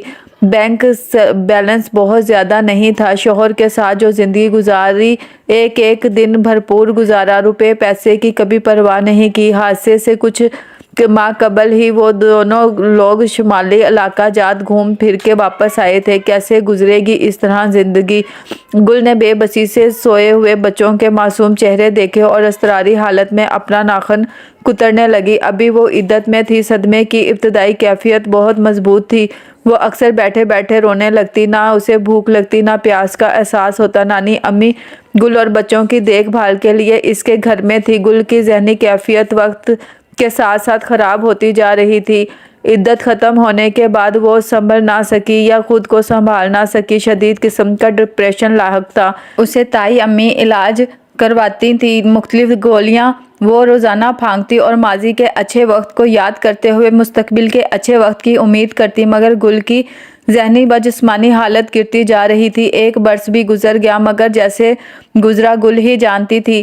تائی امی گھر میں وائٹ واش کروا رہی تھی۔ گل کو بچوں سمیت اوپر کے ایک پورشن میں شفٹ کر دیا گیا۔ اس دن کے بعد وہ اگلے 10 سال تک اسی پورشن میں رہی۔ نچلے پورشن میں وائٹ واش تقریباً مکمل ہو چکا تھا۔ وہ شفٹنگ کی تیاریاں کر رہی تھی جب تائی اماں گل کے پاس آئیں۔ انہوں نے جو دستاویز گل کو دکھائے اس کے مطابق گل کے والد یہ مکان انہیں بیچ چکے تھے۔ ان کی وفات سے چند ماہ قبل یہ سودا ہوا تھا، مگر پاپا نے مجھ سے تو کبھی ذکر نہیں کیا۔ گل کا دماغ پہلے ہی معاف رہتا تھا، اس وقت تو جیسے بالکل ہی کام نہیں کر رہا تھا۔ ان کی ہمت نہیں ہوئی تھی بتانے کی کہ قرض میں ڈوبے ہوئے تھے، سر سے پاؤں تک سب کچھ بیچ کر قرض اتارا ہے، مرنے سے پہلے کچھ بھی چھوڑ کر نہیں گئے تمہارے لیے۔ تائی امی نے زیر بلند لہجے میں اسے جتایا، اور اس کا یہ لہجہ کوئی نئی بات نہیں تھی، یہ معمول بنتا جا رہا تھا۔ گل بے یقینی سے ان کا چہرہ تکتی رہی، جس پر اچھائی، رونق، بے رخی اور مغروریت کی چھاپ دن بہ دن گہری ہوتی جا رہی تھی۔ اب کیا ہوگا؟ دل کا یہ سوال تھا، یا خود کلامی؟ اسے خود بھی سمجھ نہیں آیا، اور حقیقت یہ تھی کہ اسے بہت سے معاملات کی سمجھ آ ہی نہیں رہی تھی۔ ساس اور دیوروں کا دن بہ دن بدلتا رویہ اب تک ایک واضح منظر بن گیا تھا، جسے وہ بے بسی سے دیکھ رہی تھی۔ گل اوپر کے پورشن میں شفٹ ہو گئی۔ پچھلے 4 سال سے وہ یہ اذیت جھیل رہی تھی، اور بچے بھی اس کے ساتھ اس عذاب کا شکار تھے۔ دھیرے دھیرے نیچے سے اور نیچے والوں سے رابطہ بالکل ہی ختم ہو گیا تھا۔ تائی اماں نے بہت کوشش کی کہ وہ گھر چھوڑ کر ان کے دیے ہوئے فلیٹ میں شفٹ ہو جائے، مگر اپنی تمام تر بے بسی، بے کسی کے باوجود گل یہاں سے نکلنے پر راضی نہیں ہوئی۔ یہ میرے پاپا کا گھر ہے، اس کی ایک ایک چیز پر میرا حق ہے، اور اس کی ایک ایک اینٹ سے ان کی نشانیاں اور یادیں وابستہ ہیں۔ میں یہاں سے کہیں نہیں جاؤں گی۔ نانی امی کو اس کمزور سے وجود سے یہ امید نہیں تھی۔ گل سے ان کی بے گانگی اور بے رخی نے نفرت کی شکل اختیار کر لی تھی۔ پتہ نہیں کب اور کیسے ان کے دل میں یہ بات بیٹھ گئی تھی کہ ان کے بیٹے کی موت کی وجہ گل ہے۔ اس کی نحوست نے شوہر کی جان لے لی۔ یہ خیال ان کے اندر ہی اندر جڑ پکڑ کر اب ایک تناور درخت بن گیا تھا، اور یہی بات ایک روز انہوں نے گل کو تانے کی طرح مار دی، جب وہ اس گھر سے نکلنے پر برابر انکار کیے جا رہی تھی۔ بی بی، تمہارے نصیب میں بیوہ ہونا لکھا تھا، کسی اور سے ہو جاتی شادی، میرا بچہ تو بچ جاتا۔ کیسا کڑیل جوان دنیا سے رخصت ہو گیا۔ میرے کلیجے میں تو جب سے آگ لگی ہوئی ہے۔ تیرے منحوس قدم اس گھر میں رہے تو اور کیا کیا نقصان کریں گے میرا۔ میں تو برداشت نہیں کر سکتی تیری یہ نحوست، نہ تیری اولاد کی۔ تائی امی کی زبان اب شعلے اگلنے لگی تھی، نہ کوئی لحاظ، نہ مروت۔ گل کو اپنی آنکھوں پہ یقین آیا، نہ سماعتوں پر۔ یہ آپ کے بیٹے کے بچے ہیں، آپ ایسے کیسے؟ گل کی آواز بھرا گئی، مگر تائی امی کا لب و لہجہ اور الفاظ ان کے دل کی طرح سخت ہو چلے تھے۔ جب میرا بیٹا ہی نہیں رہا تو اس سے وابستہ رشتے بھی میرے لیے ختم ہو گئے۔ اب تم یہاں سے دور ہو جاؤ تو بہتر ہوگا۔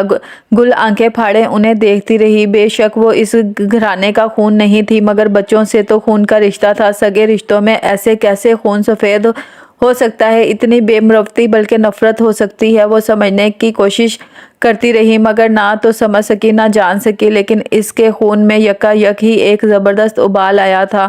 وہ اس گھر سے کیوں نکلے، جس کے بارے میں ابھی تک اسے یقین ہی نہیں تھا کہ یہ گھر اس کا نہیں رہا۔ اسے یقین نہیں تھا کہ اس کے علم میں لائے بغیر اس کے والد اتنا بڑا فیصلہ کیسے کر سکتے ہیں۔ اسے یقین نہیں تھا کہ اس کی ساس سچ کہہ رہی ہے۔ اسے اب کسی پر بھروسہ نہیں تھا، نہ اپنوں پر نہ غیروں پر، اور اس لمحے گل کو ادراک ہو گیا تھا کہ اسے اپنی لڑائی اکیلے ہی لڑنی ہے۔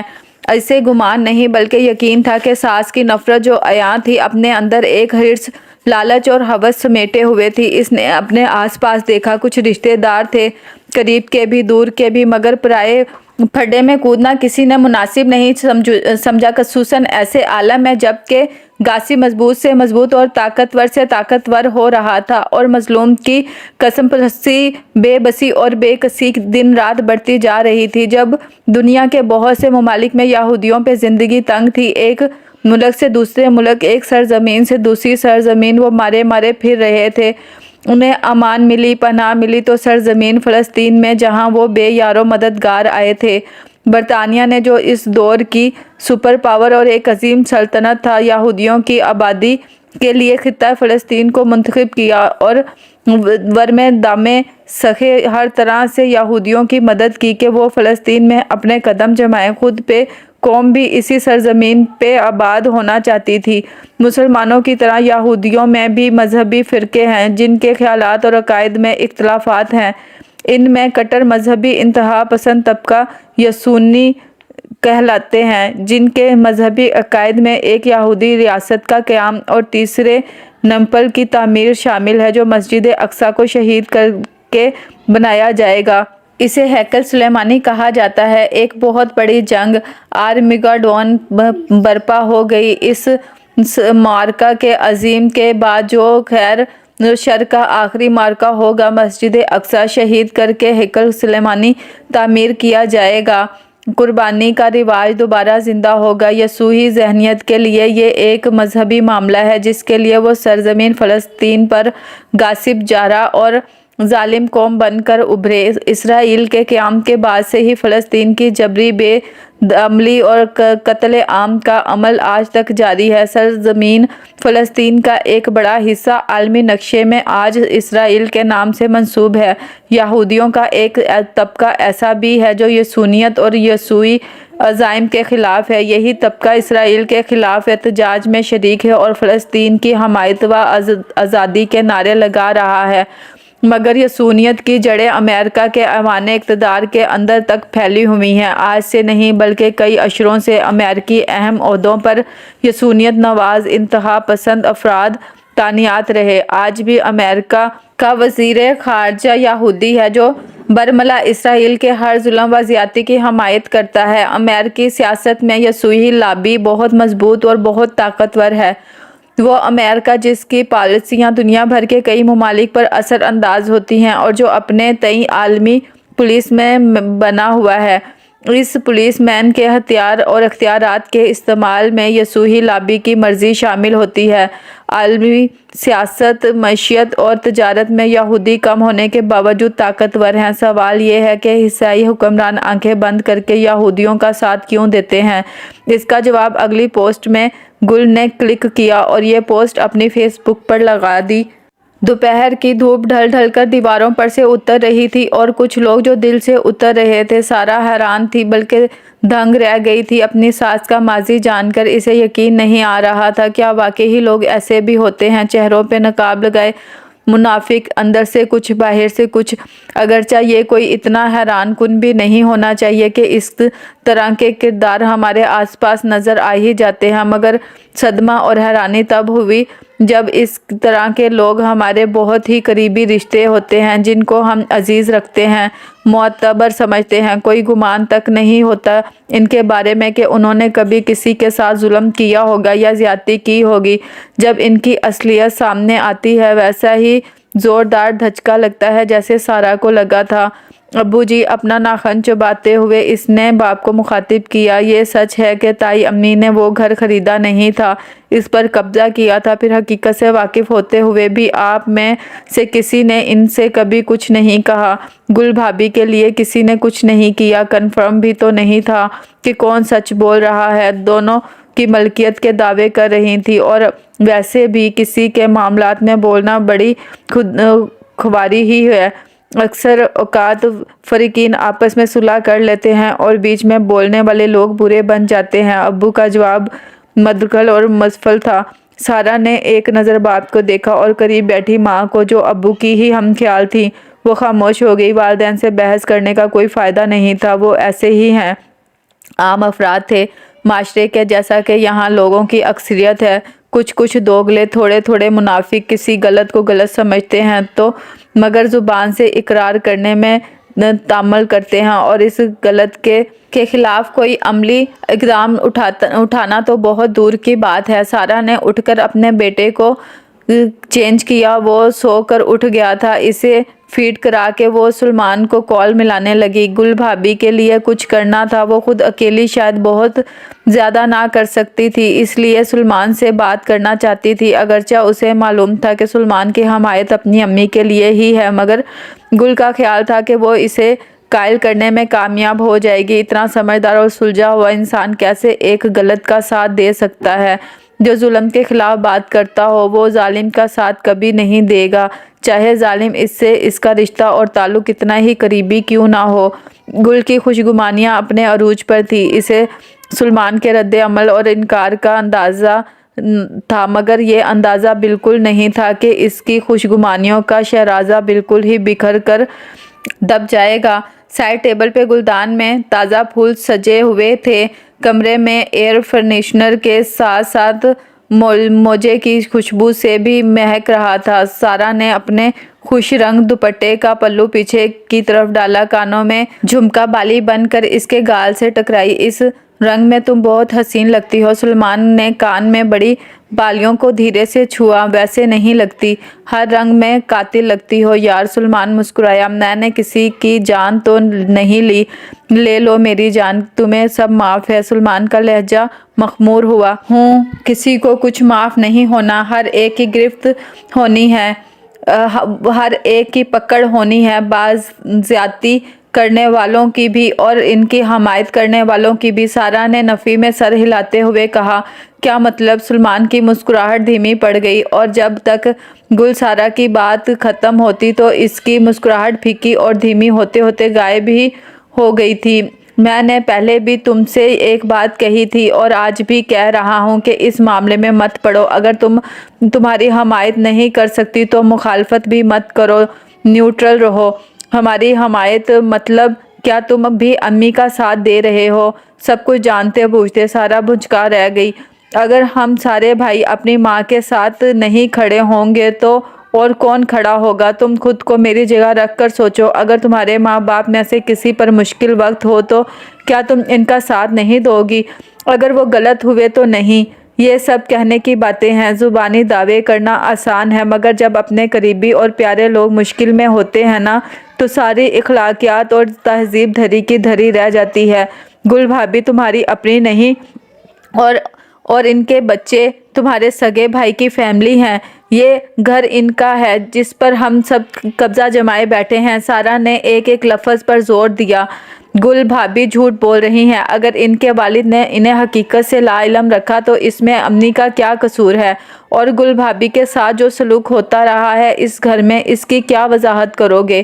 ایک ماں کے بارے میں سوچو جس کا جوان بیٹا چلا گیا، تمہیں کیا معلوم گل بھابی جیسی نفسیاتی مریضہ کو امی نے اور ہم سب نے کیسے جھیلا ہے اور سنبھالا ہے۔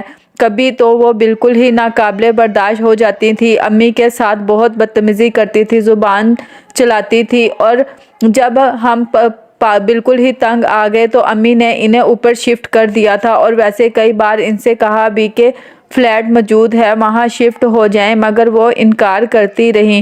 اپنی اور بچوں کی جان بوجھ کے ایسی حالت بنائی ہوئی ہے کہ لوگ انہیں مظلوم سمجھ کے ترس کھائیں۔ سلمان نے جذباتی ہو کر ایک لمبی تقریر جھاڑ دی، ہو سکتا ہے باقی سب کچھ سچ ہو، مگر اس گھر کے بارے میں مجھے یقین ہے کہ گل بھابی جھوٹ نہیں بول رہی۔ مجھے بہت معتبر انسان نے بتایا ہے جن پر مجھے بھروسہ ہے، مجھ سے زیادہ تمہیں چچا کی بات پہ اعتبار ہے۔ سلمان کی تیوریاں چڑھ گئیں، وہ فوراً ہی سمجھ گیا تھا کہ سارا کس معتبر فرد کی بات کر رہی ہیں۔ چچا ہی وہ واحد انسان تھے جنہوں نے سب سے پہلے گل بھابی کی حمایت میں آواز اٹھائی تھی، اور تائی امی نے ان سے قطع تعلق کر رکھا تھا۔ مجھے تم پر بہت مان ہے سلمان۔ سارا نے بے حد امید سے اسے دیکھا۔ اس کا مطلب ہے کہ میں اپنی ماں کو ذلیل کروا کر عدالت سے سزا دلوا دوں تاکہ تمہارا مان اور بھرم مجھ پر قائم رہے، سلامت رہے۔ سلمان کی تیوریاں تو چڑھی ہوئی تھی، اب پارا بھی ہائی ہو گیا تھا۔ تم میری بیوی ہو، اس گھر کی بہو، اور امی کو کتنا چاہتی ہو، تمہیں لاڈلی بہو مان کر ایک دن بھی انہوں نے بہو سمجھ کر ٹریٹ نہیں کیا، تمہیں ہمیشہ اپنی بیٹی جیسا لاڈ پیار کیا ہے، اور تم سب کچھ فراموش کر کے اس عورت کے لیے بحث کر رہی ہو۔ سلمان کے چہرے پر غصہ تھا، آواز میں برہمی۔ اس نے پہلے اس طرح سارا سے کبھی بات نہیں کی تھی۔ سارا کچھ دیر خاموش رہی، پھر دھیمے لہجے میں گویا ہوئی، میں کسی کے خلاف بات نہیں کر رہی، مجھے اس گھر کے افراد بھی عزیز ہیں اور عزت بھی، میں تو بس حق اور انصاف کے لیے بات کر رہی ہوں جو گل بھابی کو ملنا چاہیے۔ تمہاری سوئی تو بس ایک ہی جگہ پر اٹک گئی ہے۔ سلمان جھلا کر وہاں سے اٹھ کھڑا ہوا، میری ماں جیل پہنچ جائے یہی چاہتی ہو تم؟ عدالت سے باہر بھی معاملات طے ہو سکتے ہیں، تم امی سے بات تو کرو۔ कोई मामला तय नहीं हो सकता। गुल भाभी से वो इस घर का कब्जा मांग रही हैं, जिस पे लाखों रुपए लगाकर हमने इसकी हालत भी बदल दी है और वैल्यू भी बढ़ा दी है। ये मकान नहीं दे कर हम कहाँ जाएंगे? ये सोचा है तुमने? ये जालिम, मजलूम और हक व इंसाफ की जो बातें तुम कर रही हो वो किताबों में और फेसबुक पोस्ट पे ज़रूर अच्छी लगती हैं, मगर प्रैक्टिकल लाइफ में इन सब इख्लाकियात की कोई जगह नहीं है। जब अपने मफादात पे ज़रब लगती है और जान पे बन जाती है तो सारी इख्लाकियात, कदर और तौर तरीके धरे के धरे रह जाते हैं। सुलेमान तनो तेज़ लहजे में बोलकर बाहर निकल गया। सारा ने बेबसी से उसे जाते हुए देखा और खाली कमरे में एक निगाह दौड़ाई। कुछ देर पहले इसे बड़ा यकीन था कि वो सुलेमान को कायल कर लेगी, मगर वो यकीन मिट्टी का घरौंदा साबित हुआ और बुरी तरह बिखर कर रह गया था। इसे अच्छी तरह अंदाज़ा हो रहा था कि हक और इंसाफ का प्रचार करना एक अलग बात है, मगर किसी को इसका हक दिलवाना बहुत ही कठिन, बहुत ही मुश्किल है। वो तो अभी ज़बानी कायल ही नहीं कर सकी थी शोहर को, तो आगे के सख्त मराहिल में कैसे सरवाइव कर सकेगी? हम मुसलमान की खाम ख्याली है कि हसाइयों की अक्सरियत मज़हब से दूर और महज मावी तरकी दौड़ में है, मगर ये हकीकत नहीं। अकायद के एतबार से ईसाई भी मुसलमानों और यहूदियों की तरह अपने अपने मुंसलिक के पैरोकार हैं और मजहबी रुझान रखते हैं। या जू माजू की आखिरी मौरका, खैरो व शर, जंग अजीम, दज्जाल की आमद, मसीह हज़रत ईसा अलैहिस्सलाम की आमद और आखिर में तमाम दुनिया में इनके मज़हब का गलबा हसायत के ये अकायद कुछ फ़र्क के साथ मुसलमानों की तरह ही हैं। इनके पादरी और मजहबी मुबल्लिग लाखों की तादाद में हैं और इनके पैरोकार करोड़ों की तादाद में हैं, जिन्हें हज़रत ईसा अलैहिस्सलाम की आमद का इंतज़ार है। अगरचा इनमें भी अलग अलग फ़िरके और मसालिक हैं। कुछ ऐसे भी हैं जो यहूदियों के मुखालिफ हैं, पादरियों के कहेंगे कि यसूही अज़ाइम और सोच के ख़िलाफ़ है, मगर बहुत से अफराद ऐसे भी हैं जो यहूदियों के साथ देना और अपना मजहबी फरीज़ समझते हैं। ये लोग मसीह हैं।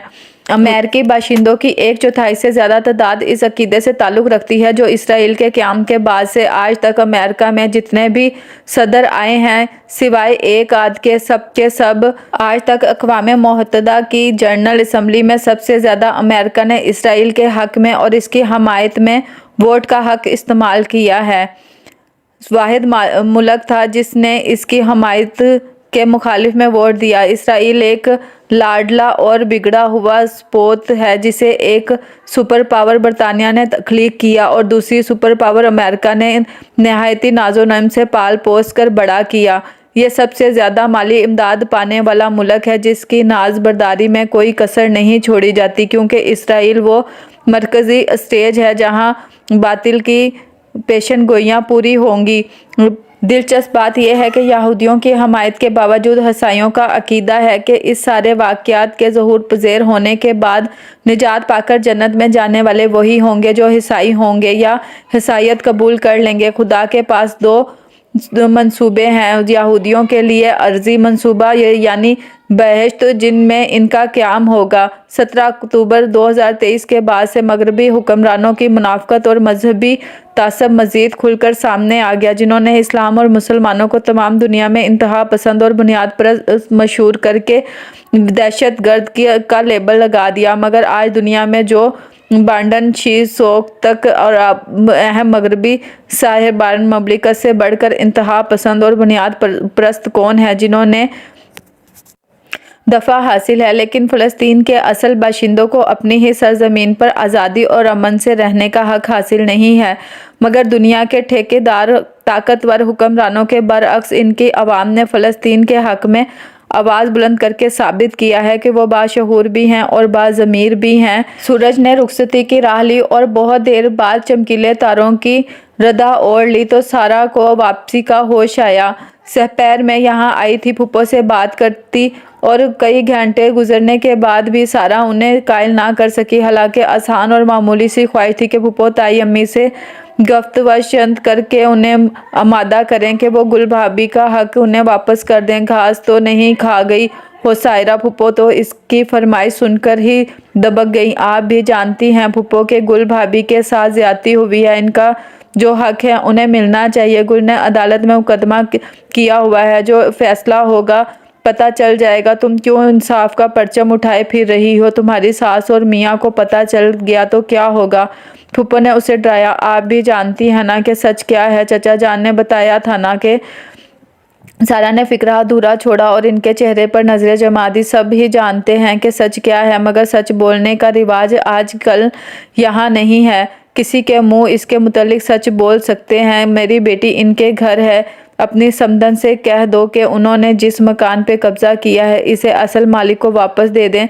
वैसे सच तो ये भी है कि उन्होंने बयाने की अच्छी खासी रकम अदा की थी। इस वक्त के लिहाज से खासी तगड़ी रकम थी और बकौल इनके बयाने के बाद आधी से ज़्यादा रकम अदा कर दी थी। फूफो ने बोलते बोलते सांस ली।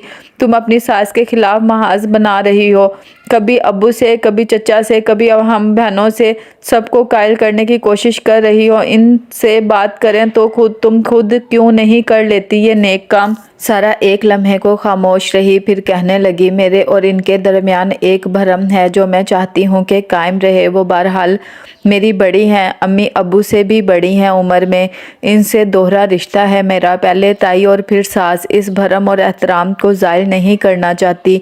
इनको कभी तो इल्म होगा कि ये जो वफद इनके पास आया है वो किसने भिजवाया है? फूफो ने सवाल उठाया। जबकि जब देखी जाएगी। आप बताएं क्या कर सकती हैं? सारा ने फैसला कुन अंदाज अख्तियार किया। सारा, तुम मुझे बहुत अजीज हो, जानती हो कि तुम्हारा दिल बहुत प्यारा है, नरम और हमदर्द है, मगर बेटा ज़िंदगी किताबी बातों के सहारे नहीं गुजरती। इसके हकाइक बहुत मुख्तलिफ और बहुत तल्ख हैं। मेरी बेटी इनकी बहू है, उन्हें मैं क्या कह सकती हूँ? फूफो की आवाज़ में बेबसी थी। आप अपनी बेटी को अपनी कमज़ोरी क्यों बना रही हैं? इसे अपनी ताकत बनाएं। इनसे कहें कि वो भी इसमें शरीक हो जाएं और अपने शोहर को भी कायल करने की कोशिश करें। सारा, चंदा, तुम हर चीज़ को इतना आसान क्यों समझती हो? फूफो, मामलात आसान ही होते हैं, हम खुद उन्हें बहुत पेचीदा और मुश्किल बना देते हैं। तुम सबको अपने जैसा समझती हो, नेक और हमदर्द, मगर सब ऐसे नहीं होते। फूफो ने एक गहरी सांस ली।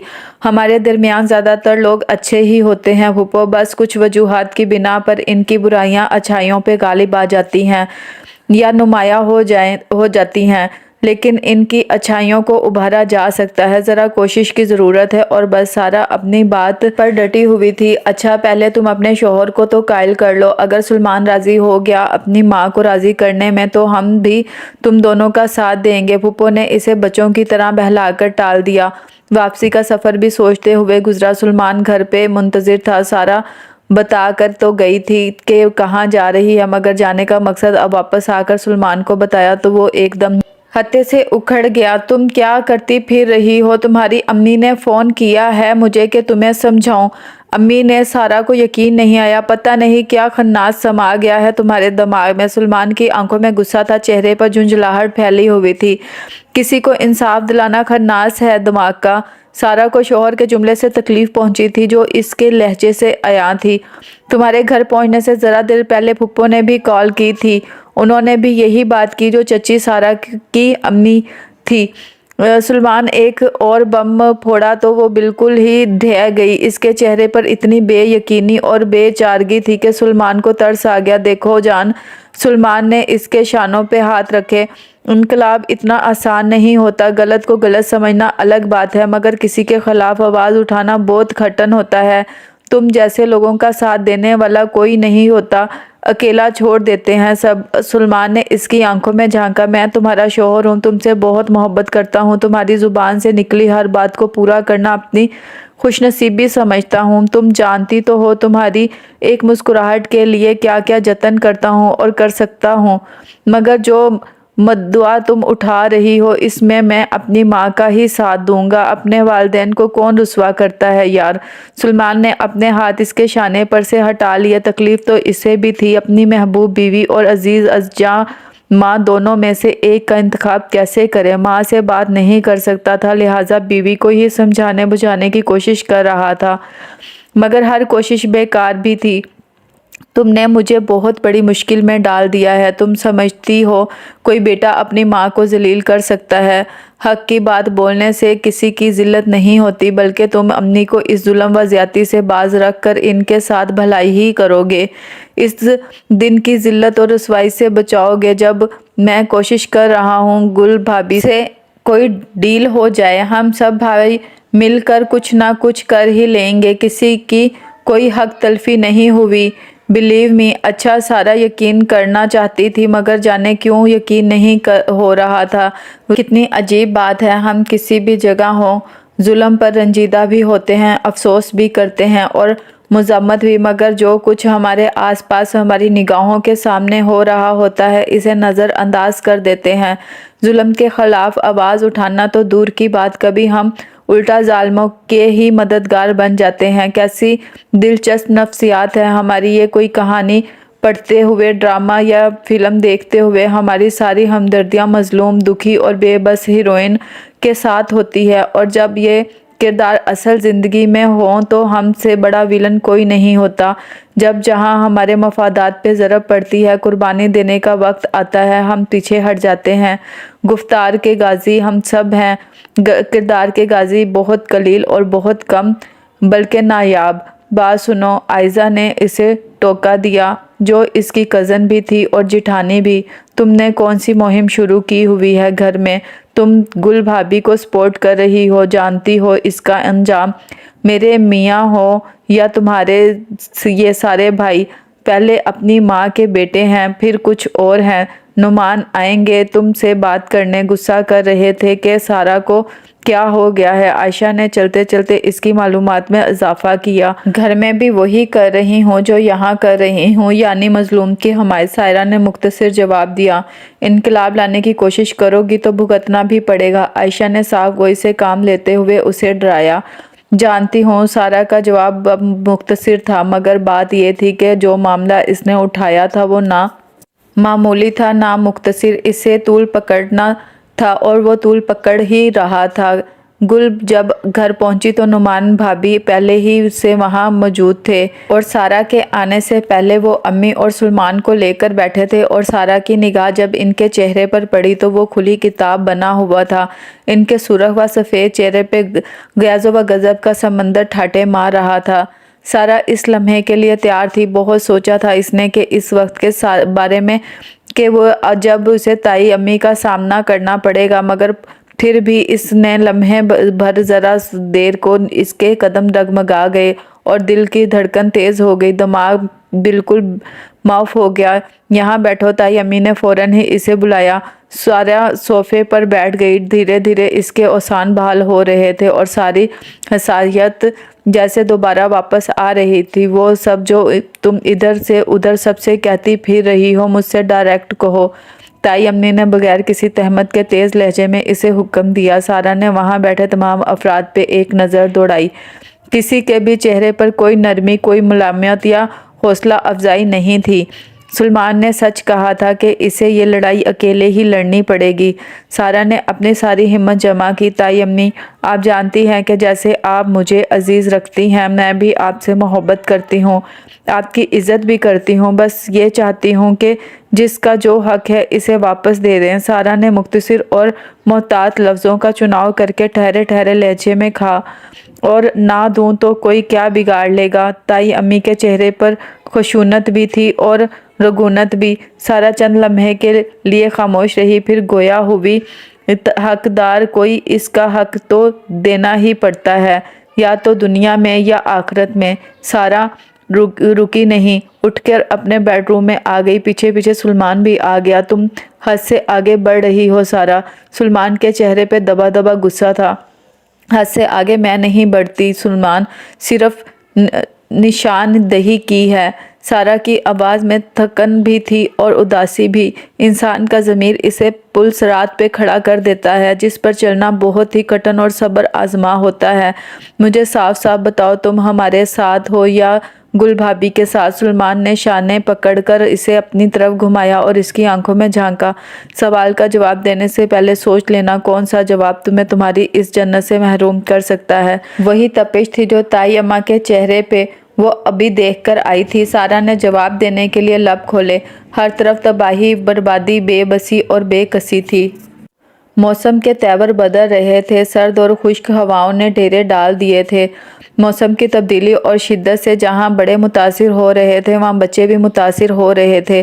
सारा ने इंतहाई फिक्र और तशवीश से अपने बेटे को देखा। बुखार की शिद्दत से चेहरा तमतमा रहा था, ठंड से सीना भी जकड़ा हुआ था। रो रो कर खुद भी निढाल हुआ और माँ को भी किया। बहुत देर बाद अब सोया था। सारा इसका कंबल ठीक कर रही थी, दवाई पिला दी। अम्मी ने करीब आकर नवासे का माथा चूमा। जी, सारा का चेहरा भी सस्ता हुआ था, थकन भी थी और दुख भी।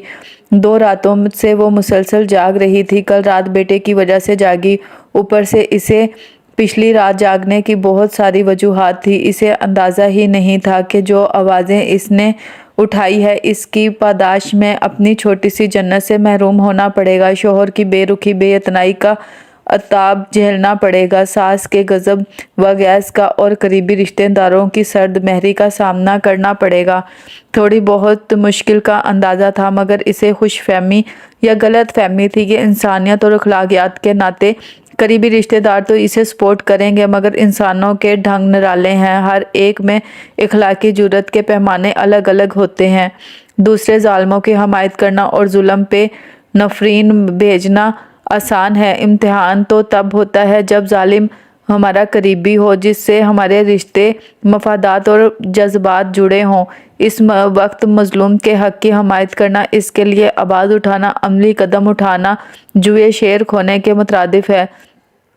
संगलाख चट्टान जैसे फ़र्द के सामने खड़ा होना सेल नहीं, अपनी ज़ात के परखचे उड़ने लगते हैं। सारा की हस्ती पारा पारा हो रही थी। ताई अम्मी ने इसे इतनी बातें सुनाई थी कि अपना आप 2 कौड़ी का लगने लगा था। तुम झोंपड़ी से उठकर महल में आ गई तो अपनी औकात भूल गई। मैं अगर आसमान पे ले जा सकती हूँ तो ज़मीन पे भी गिराना जानती हूँ। अपने सर आंखों पर बिठाया, मगर तुम्हें इज्जत रास नहीं आई। गुस्से में भरी ताई अम्मी ने इसे इतना लताड़ा कि वो बस रो पड़ी। ठीक है, उन्होंने सच ही कहा था। वो जिस घर से उठकर यहाँ आई थी, दोनों में ज़मीन आसमान का फ़र्क था। वो जिस पोर्शन में रिहाइश पज़ीर थी, इसमें बेदरीग रकम खर्च की गई थी। आराम, आसाइश, सहूलतें, ऐश, सुकून, खुशी और इज़्ज़त क्या नहीं था जो इसे मुयस्सर था। ऐसा भी नहीं है कि वो नाशुक्री थी, वो तो सबकी मोहब्बतों की कदरदान थी। अल्लाह का शुक्र अदा करते ना थकती थी, मगर अपने दिल और ज़मीर का क्या करती, जिसका शुमार अभी जिंदों में होता था। गुल भाभी और बच्चों की हालत देखकर अफसोस होता था। अब इतना कुछ होने और जानने के बाद वो इस घर में कैसे रहती। अंदर ही अंदर नदामत और शर्मिंदगी हो रही थी, मगर अपने मैके आकर और सबकी तबसरा आराई सुनकर इसकी समझ में नहीं आ रहा था कि ससुराल में रहने में या ज़्यादा शर्मिंदगी महसूस हो रही थी या मैके आकर ज़्यादा नदामत हो रही है। इसकी समझ में नहीं आ रहा था कि घर और बाहर सब लोग इसे ही क्यों कसूरवार ठहराना शुक्र करार दे रहे हैं। हर कोई इसे या तो समझा रहा था या बावर करवा रहा था। ऐसी मामूली बातों पे भी कोई अपना घर छोड़ता है। तुम्हें क्या ज़रूरत है दूसरे के मामले में टांग अड़ाने की। तुम्हारी सास जाने या इनकी बहू, दोनों खुद ही निमट लेंगी आपस में। तुम्हारा बोलना कोई ज़रूरी तो नहीं। गुल भाभी में जब इतना दम खम हो आ गया है कि वो मुकदमा कर सकती हैं, तो आगे भी अपने मामलात खुद ही देख लेंगी। तुम अपना घर क्यों बिगाड़ रही हो दूसरों के पीछे। अम्मी ने इसे डांटा था। अब्बू ने समझाया, मैंने कुछ नहीं किया अब्बू, गुल भाभी अपनी लड़ाई खुद लड़ रही हैं। मैंने तो अमलन इनको कोई साथ नहीं दिया। बस मैं इस घर में नहीं रहना चाहती जिसमें किसी की बद्दुआ का साया हो।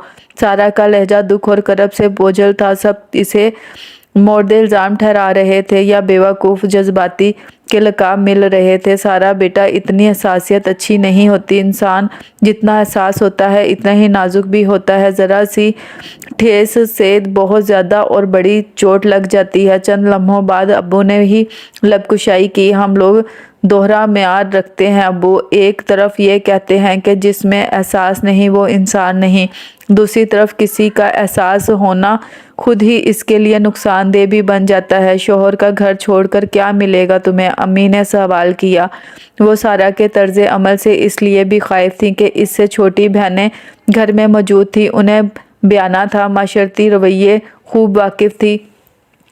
میں نے شوہر کا گھر نہیں چھوڑا ہے امی، سلمان جب چاہیں گے مجھے اپنے ساتھ اپنے گھر میں رکھ سکتے ہیں، جسے وہ اپنی کمائی سے اپنی محنت سے بنائیں۔ سارہ نے ایک ایک لفظ پہ زور دیتے ہوئے کہا، میری تو کچھ سمجھ نہیں آ رہا ہے، تم کیا کر رہی ہو اور آگے پتہ نہیں کیا ہوگا۔ امی نے دونوں ہاتھوں سے اپنا سر تھام لیا۔ سلمان کا فون بھی نہیں آیا۔ زیادہ لڑائی جھگڑا تو نہیں ہوا۔ امی کی پریشانی کسی طور کم ہونے میں نہیں آ رہی تھی۔ کوئی جھگڑا نہیں ہوا امی، بس وہ اس گھر میں رہنا چاہتے ہیں اور میں نہیں۔ سارہ کا موقف اتنا سادہ نہیں تھا جتنی سادگی سے وہ بیان کر رہی تھی۔ بہت کم وقت لگا اور سارے خاندان میں چرچا ہو گیا۔ جہاں پہلے سرگوشیاں اور چیم گوئیاں ہو رہی تھیں، وہاں سارہ کی میکے میں موجودگی نے سب کے خدشات اور سرگوشیوں میں تصدیق کی مہر لگا دی تھی، سوائے چند ایک کے۔ ہر کوئی صحیح بنا ہوا تھا، جو چارہ ساز تھا، غمگسار تھا، روٹھا ہوا تھا۔ اگرچہ کال کی تھی سلمان نے، مگر مختصر سی نپی تلی رسمی باتیں، خیر خیریت، طبیعت اور اس کی اور بچے کی، اس سے آگے اور اس کے علاوہ سلمان نے کچھ نہ پوچھا اور نہ سارہ نے کچھ بتایا۔ دسمبر کا آغاز ہوئے ہفتہ بیت چکا تھا۔ دھوپ اچھی لگ رہی تھی، مختصر سے صحن میں دھوپ بھی بھرپور تھی، ہر شے روشن تھی۔ سارہ امی کے ساتھ مٹر چھیل رہی تھی۔ ابو چھٹی کے دن اخبار ہاتھ میں لیے اسے حفظ کر رہے تھے، کیونکہ صبح سے وہ دوپہر ہو چکی تھی اور ان کا ناشتہ بھی اخبار کے ہمراہ ہوا۔ ابھی تک وہ ہاتھوں اور آنکھوں سے جدا نہیں ہوا تھا۔ اب تو جان چھوڑ دیں اس موئے اخبار کی، سوائے ہیبت ناک خبروں کے اور ہوتا ہی کیا ہے۔ اور یہ آپ پڑھ کر کیا کر رہے ہیں؟ امی نے قریب ہی کرسی پر بیٹھے شوہر نامدار کے ہاتھوں میں پکڑے اخبار کا جائزہ لیا، جو قدرے فولڈ تھا۔ ارے بس کچھ نہیں۔ ابو نے اخبار ایک طرف رکھ دیا، مگر امی کی نگاہیں اپنے طاقتور چشمے کے پیچھے سے بھانپ چکی تھیں۔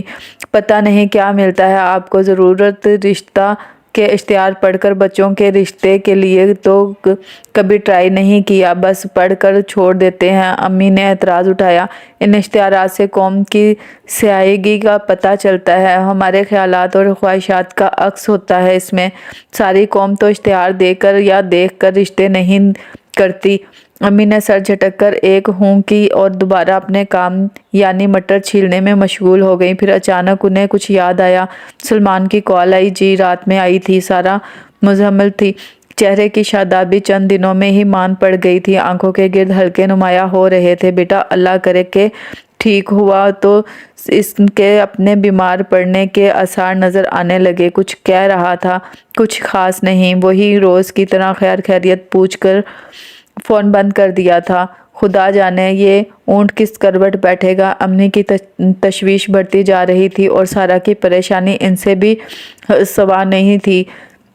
لاکھ کوشش کرتی خود کو سنبھالنے کی، مگر روز بروز بکھرتی جاتی۔ گل بھابی کی کال آئی تھی، میں اپنی لڑائی خود لڑوں گی، تم اپنا گھر خراب نہ کرو سارہ۔ گل بھابی نے بہت دل سوزی سے اسے سمجھایا تھا، میں تو خود اکیلی ہوں، کمزور ہوں، کیا ساتھ دے سکتی ہوں آپ کا؟ بس اپنا دل ہی قبول نہیں کر رہا وہاں رہنا۔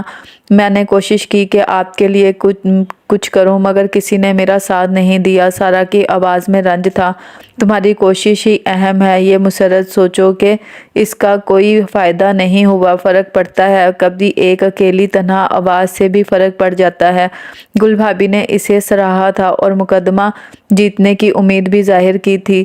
معاملات بہت واضح تھے، ان کے پاس پراپرٹی کے کاغذات موجود تھے، اصلی اور جینین دستاویزات، جنہیں کوئی بھی جھٹلا نہیں سکتا تھا۔ جب وہ نا امید نہیں تو میں کیوں اتنی دل برداشتہ ہوں؟ سارہ نے مٹر پلاؤ بگاڑتے ہوئے اپنا احتساب لیا۔ محض چند لوگوں کا حوصلہ شکن رویہ میرے حوصلہ کیسے توڑ سکتا ہے؟ سارہ کو یوں محسوس ہوا تھا جیسے اسے ایک نئی طاقت مل گئی ہو۔ اسے کسی سے کوئی انعام، کوئی صلہ نہیں چاہیے تھا، زبانی کلامی ہی صحیح، وہ سپورٹ بھی تو نہ ملی۔ پھر بھی مایوسی کی گہری دھند کو خود پہ حاوی نہ کیا۔ اپنی اداسی اور نا امیدی سے باہر آؤ سارہ۔ سلمان نے صحن میں نکل کر ارد گرد پھیلی چمکیلی دھوپ کی نرم گرم حدت کا لطف اٹھایا۔ اس کا بیٹا نانی کی گود میں گوں وگاں کر رہا تھا۔ سارہ نے اسے لینے کو ہاتھ بڑھائے تو بچے کی آنکھوں میں جیسے شناسائی کے رنگ ابھرے۔ سارہ کی گود میں ہمک کر آتے ہوئے اس نے खुशी की किलकारियां मारी। सारा का दिल गहरी तमानियत और खुशी से भर गया। अम्मी, मेरा बेटा मुझे पहचानने लगा है। जाहिर है बच्चा अपनी माँ को ना पहचाने तो और किसे पहचानेगा। अम्मी ने बहुत दिनों बाद सारा के चेहरे पर यह ऐसी मुस्कुराहट देखी थी। सारा ने बेटे की कुछ तस्वीर लेकर सुलेमान को भेज दी। फौरन ही इसकी कॉल आ गई। आज का डिनर मेरे साथ करोगी? एक ज़रूरी बात करनी है। क्या बात है? सारा चौंक पड़ी।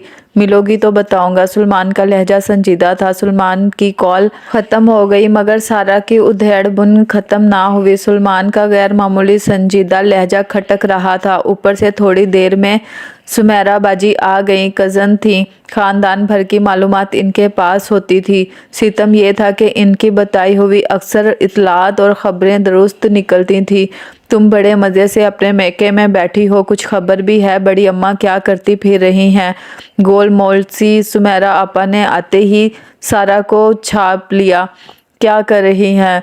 बड़ी अम्मी गुल भाभी के खिलाफ मुकदमा लड़ रही हैं। और क्या, गुल भाभी को तो वो देखती रहेगी मगर पहले तुमसे तो निमट लें। सुलेमान ने बताया नहीं कुछ तुम्हें? क्या? सारा परेशान हो गई। सुलेमान के लिए लड़कियां देखती फिर रही हैं, बल्कि एक तो फाइनल भी कर ली है। सुना है सुलेमान भी एग्री हो गया है। इनकी पाटदार आवाज़ सहन में गूंज रही थी और सारा का दिल था गहराइयों में डूबा हुआ था। ये क्या कह रही हैं सुमेरा?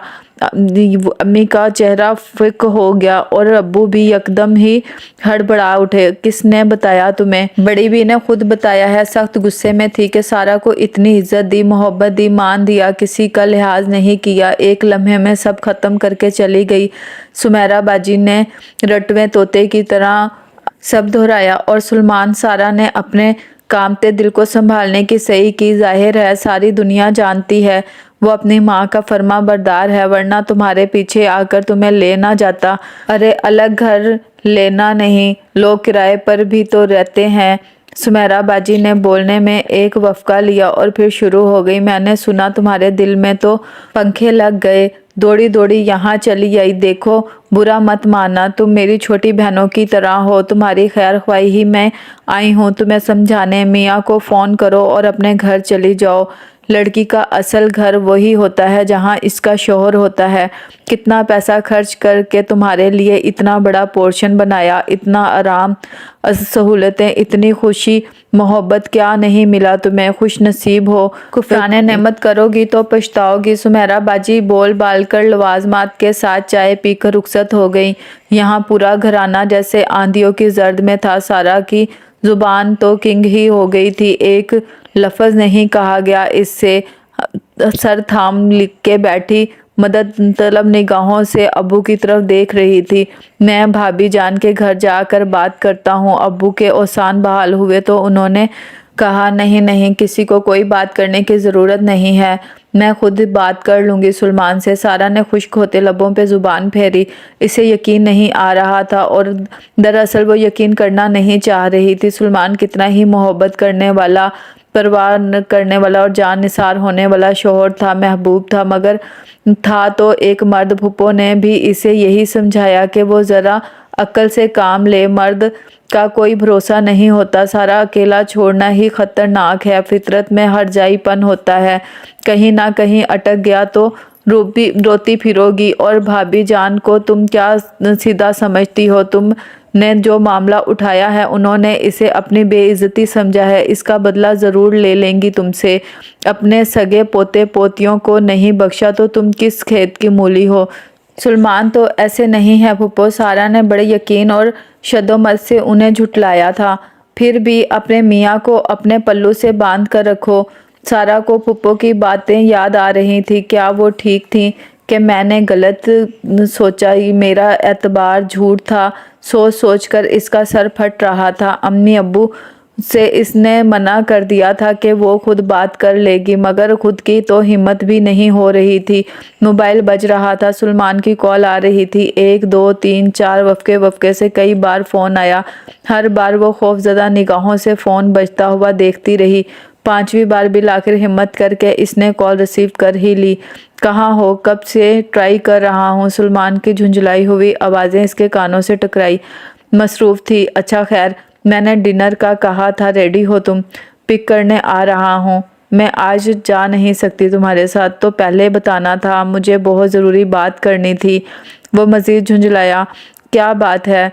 डूबते दिल के साथ इसने सवाल किया। है एक इम्पोर्टेंट बात, तो तुम सामने होती तो ये बताता। तुम अभी फ्री नहीं हो, ऐसा क्या ख़ास काम है? तुम्हें क्या बात करनी है? सारा ने दोबारा सवाल किया। फ़ोन पे नहीं बता सकता, मिलोगी तो बताऊंगा।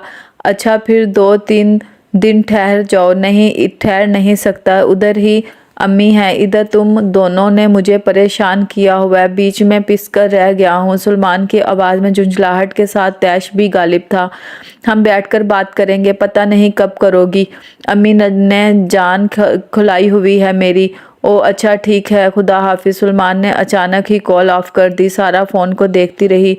जिंदगी बेमहर है, बेदर्द है, इंसान भी ऐसे ही होते हैं। सब नहीं, मगर बाज कितना खुश नसीब ख्याल करती थी वो खुद को, मगर अब ऐसा लग रहा है जैसे मुंह के बल ज़मीन पर आ गिरी हो। ज़मीन यकायक कैसे बदल जाती है। सारा ने शाल लपेटी और खिड़की में आन खड़े हुई। मेरा क्या कसूर है?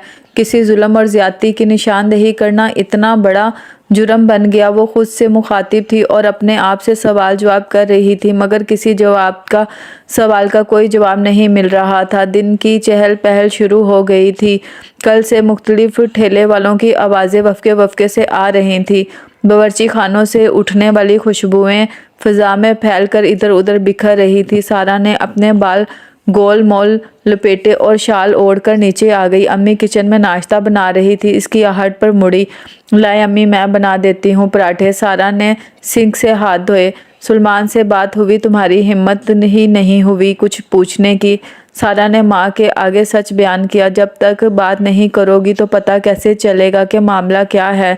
सुमेरा ने ऐसी खबर सुनाई है कि मुझे रात भर नींद नहीं आई। सुलेमान पर यकीन भी है, मगर भाभी जान से कुछ बैद नहीं। अम्मी ने बेजारी से मुंह बनाते हुए परेशानी का इजहार किया। मेरा भी यही ख्याल है। सारा ने पेड़ा बेल कर अंदर घी लगाया और इसे फोल्ड करने लगी। इससे मिलो और बात करो, क्या कहता है? अम्मी ने नसीहत की। जी। सारा का दिल सहमा हुआ था, मगर बात करनी तो ज़रूरी थी। सुबह का सूरज वो दोपहर में अपनी पूरी आबोवा ताब के साथ चमका और दोपहर होते होते इसकी हद्दत और शिद्दत में कमी आने लगी। शाम में थोड़ी थोड़ी ठंडी हवा शर्माई ललचाती आई। कराची आकर इन हवाओं को जाने क्या हो जाता है। एसी चलाकर कंबल ओढ़ लेता हूँ, जैकेट पहनकर बाहर निकलता हूँ, फिर सारा वक्त जैकेट गाड़ी में रखी रहती है और मैं गाड़ी से बाहर बड़े शौक से सूप पीता हूँ, फरमाइशी फ़िश खाता हूँ, फिर आइसक्रीम के मज़े सभी लेता हूँ। बिला तकान बोलते बोलते सुलेमान ने उसे देखा और गाड़ी की रफ्तार तेज़ की। तुम सुन रही हो मेरी बातें? हाँ। सारा चौंक पड़ी। अच्छा बताओ, मैं क्या कह रहा था? मेरा इम्तिहान मत लो सुलेमान। सारा की आंखें गीली होने लगी। क्या हुआ? वो चौंक पड़ा। सुमेरा आपा आई थी, वो कुछ बता रही थी कि सुमेरा बाजी भी पहुंच गई तुम्हारे घर। भांडा फोड़ दिया उन्होंने। बहुत ही हल्के पेट की हैं, कोई राज रख ही नहीं सकती किसी का। सारा की पूरी बात सुने बगैर सुलेमान शुरू हो गया। क्या वो सच कह रही थी? सारा ने इस सितमगर को देखा जो बहुत पुरसकून। हाँ भाई, कोई फैसला तो करना ही था, आर या पार। बस मैंने फैसला कर ही लिया। सुलेमान ने बड़ी एहतियात से एक मोड़ काटा। इतनी आसानी से तुमने इतना बड़ा फैसला कर लिया? सारा की आंखों में पानी जमा होने लगा। फैसला करना तो था, बस मुझे ठीक लगा, मैंने एक फैसला ले लिया। सुलेमान का इत्मीनान काबिले दीद था। सारा इसे देखती रह गई। तुमने अपने बेटे का भी नहीं सोचा, इसका क्या होगा? सारा की आवाज़ भरा गई। आंसू थे कि पलकों की बाढ़ तोड़कर बस बहने के मुंतजिर थे। बेटे का क्या मतलब? सुलेमान ने ड्राइव करते करते एक नज़र बीवी पर डाली और एकदम ही इसका पैर ब्रेक पर चढ़ा। गाड़ी एक धचके से रुकी। तुम रो क्यों रही हो? सुलेमान इंतहाई हैरत से इसे देख रहा था। इसके आंसू बेकाबू होकर तमाम चेहरे को भिगो रहे थे। तुम दूसरी शादी करोगे तो क्या मुझे रोना भी नहीं आएगा? मेरी दूसरी शादी? सुलेमान ने इसका फिक्रा दोहराया और फौरन ही किसी नतीजे पे पहुंच गया। सुमेरा बाजी ने बताया होगा, है ना? हाँ। और मेरी ये समझ में नहीं आ रहा कि आप इतनी जल्दी और इतनी आसानी से कैसे ताई अम्मी की बात मान गए। آپ کو میرا ذرا خیال نہیں آیا؟ کتنا بھروسہ تھا مجھے آپ پر، کتنا اعتبار، سب ختم کر دیا۔ سارا بری طرح رو رہی تھی۔ سلمان چند لمحے اسے دیکھتا رہا، پھر گویا ہوا، ایک بات بتاؤ، جس شوہر کو دوسری شادی کرنی ہو وہ اپنی بیوی سے اسکائپ پر گھنٹوں باتیں کیوں کرے گا؟ کیوں اس کی منتیں کرے گا کہ گھر واپس آنے کے لیے؟ بیوی کی شکل دیکھے بغیر جسے نیند نہیں آتی وہ دوسری شادی کا سوچ بھی کیسے سکتا ہے؟ بچے کا خیال تو بعد میں آئے گا، پہلے تو اپنی محبوب بیوی کا خیال ہی آئے گا۔ ایسی حرکت کے بارے میں سوچتے ہوئے بھی سلمان نے اس کے چہرے سے آنسو صاف کیے۔ میں سمجھتا تھا کہ محبت میں ایک میں ہی بے وقوف ہوں، خیر نہیں تھی کہ تم مجھ سے بھی بڑی بے وقوف ہو۔ سلمان نے اس کی ناک پکڑ کر ہلائی۔ تو پھر سمیرا باجی کرائے کا یہ گھر لیا ہے تمہارے لیے؟ وہ نہیں بتایا انہوں نے؟ فضول باتیں کر کے چلی آئیں۔ کل ڈنر کے لیے یہ بہانے یہاں لے کر آنا تھا اور تمہیں یہ گھر دکھانا تھا، آج ہاتھ لگی ہو۔ سلمان مسکرایا، ویسے مجھے معلوم نہیں تھا کہ میں اتنا بے اعتبار اور ناقابل بھروسہ ہوں۔ ایسی بات نہیں ہے، دراصل میں ڈر گئی تھی، سارا نے کہا۔ سلمان نے گاڑی دوبارہ سٹارٹ کی۔ چلو ایک بات تو پتہ چلی آج، کیا میری بیوی کو کتنی محبت ہے مجھ سے؟ بس اظہار کرنے میں کنجوس ہے۔ اظہار کرنا ضروری تو نہیں؟ ہاں جی، ایسی بیوی کے لیے ضروری نہیں جو کھور ہو، سنگ دل ہو اور ظالم بھی۔ میں یہ سب ہوں؟ سارا کی آنکھیں پھیل گئیں۔ ہاں ہو تو، مگر پھر بھی مجھے پیاری ہو۔ سلمان ڈرائیو کرتے ہوئے مزے سے ہنس رہا تھا اور اسے گھورتے ہوئے سارا بھی ہنس پڑی۔ کھڑکی کا پردہ سرکا کر سارا نے باہر کا جائزہ لیا۔ بڑی خوبصورت نکھری نکھری اجلی سی دھوپ نکلی ہوئی تھی نئے گھر میں۔ آج انہیں 1 ماہ ہو گیا تھا اپنے شوہر اور بچے کے ہمراہ۔ اگرچہ وہ خوش تھی مگر اس خوشی کے ساتھ ساتھ ایک کسک، ایک چبھن تھی جو اس کی خوشی کو جیسے کھائے جا رہی تھی۔ سلمان کو متفکر اور پریشان دیکھتی تو اس کی مسرت و شادابی پہ اوس پڑ جاتی۔ مقدمہ ابھی عدالت میں چل رہا تھا۔ واضح اور مضبوط ثبوت ہونے کے باوجود فیصلے میں تاخیر ہو رہی تھی، جو پاکستان کے عدالتی نظام کا خلاصہ ہے۔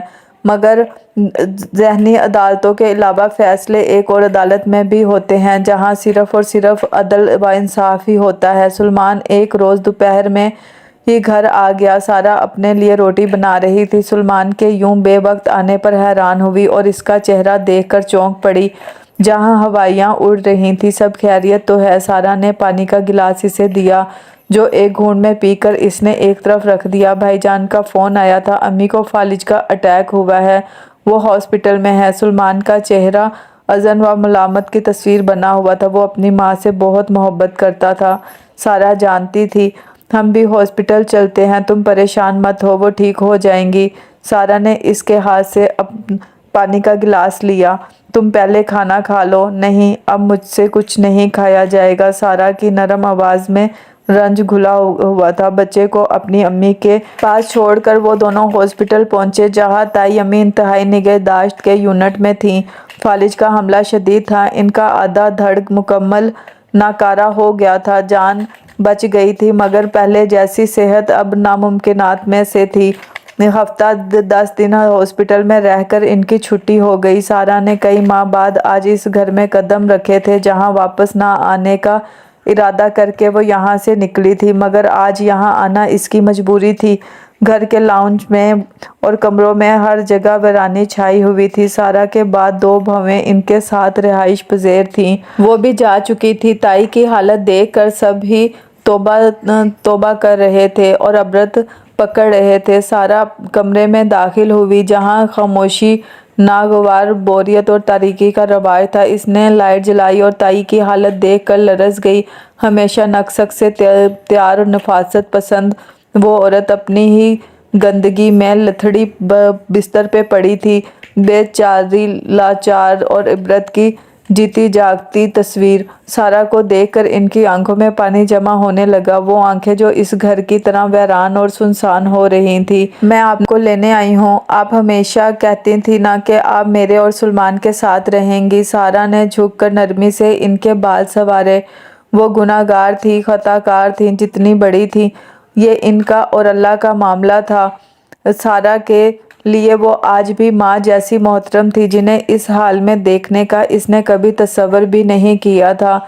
जिस घर पर वो राज करती थी आज इसी के एक तारीख कमरे में लाचारी का नमूना बनकर पड़ी थी। इस कमरे के बाद अगली मंजिल 2 गज की जगह थी जो हर जी रूह का मुकद्दर है। ताई की आंखों से आंसू बहने लगे। और इंसान की सिर्फ जुबान ही तो नहीं बोलती है, इसका चेहरा, आंखें, आंसू सभी बात करते हैं। ताई की जुबान खामोश थी मगर इनका चेहरा, आंखें और आंसू चीख चीख कर ऐलान कर रहे थे कि कुदरत के फैसले को कबूल करते हुए वो नदामत के समंदर में गोता जन थी। इस घर में इसी को आना था जो इसका असल मालिक था, यानी गुल और इसके बच्चे। और रहे ताई अम्मी, तो वो अपने बेटे बहू के घर जा रही थी, जहाँ से मोहब्बत करने वाले बेटा और बहू इनकी ज़िंदगी के बकाया दिनों को आसूदा और पुरसकून बनाने वाले थे। तो दोस्तों, यहाँ हमारी ये कहानी ख़त्म होती है। जितनी मेहनत से मैंने आप लोगों को ये कहानी सुनाई है, एक लाइक और एक सब्सक्राइब तो बनता है ना।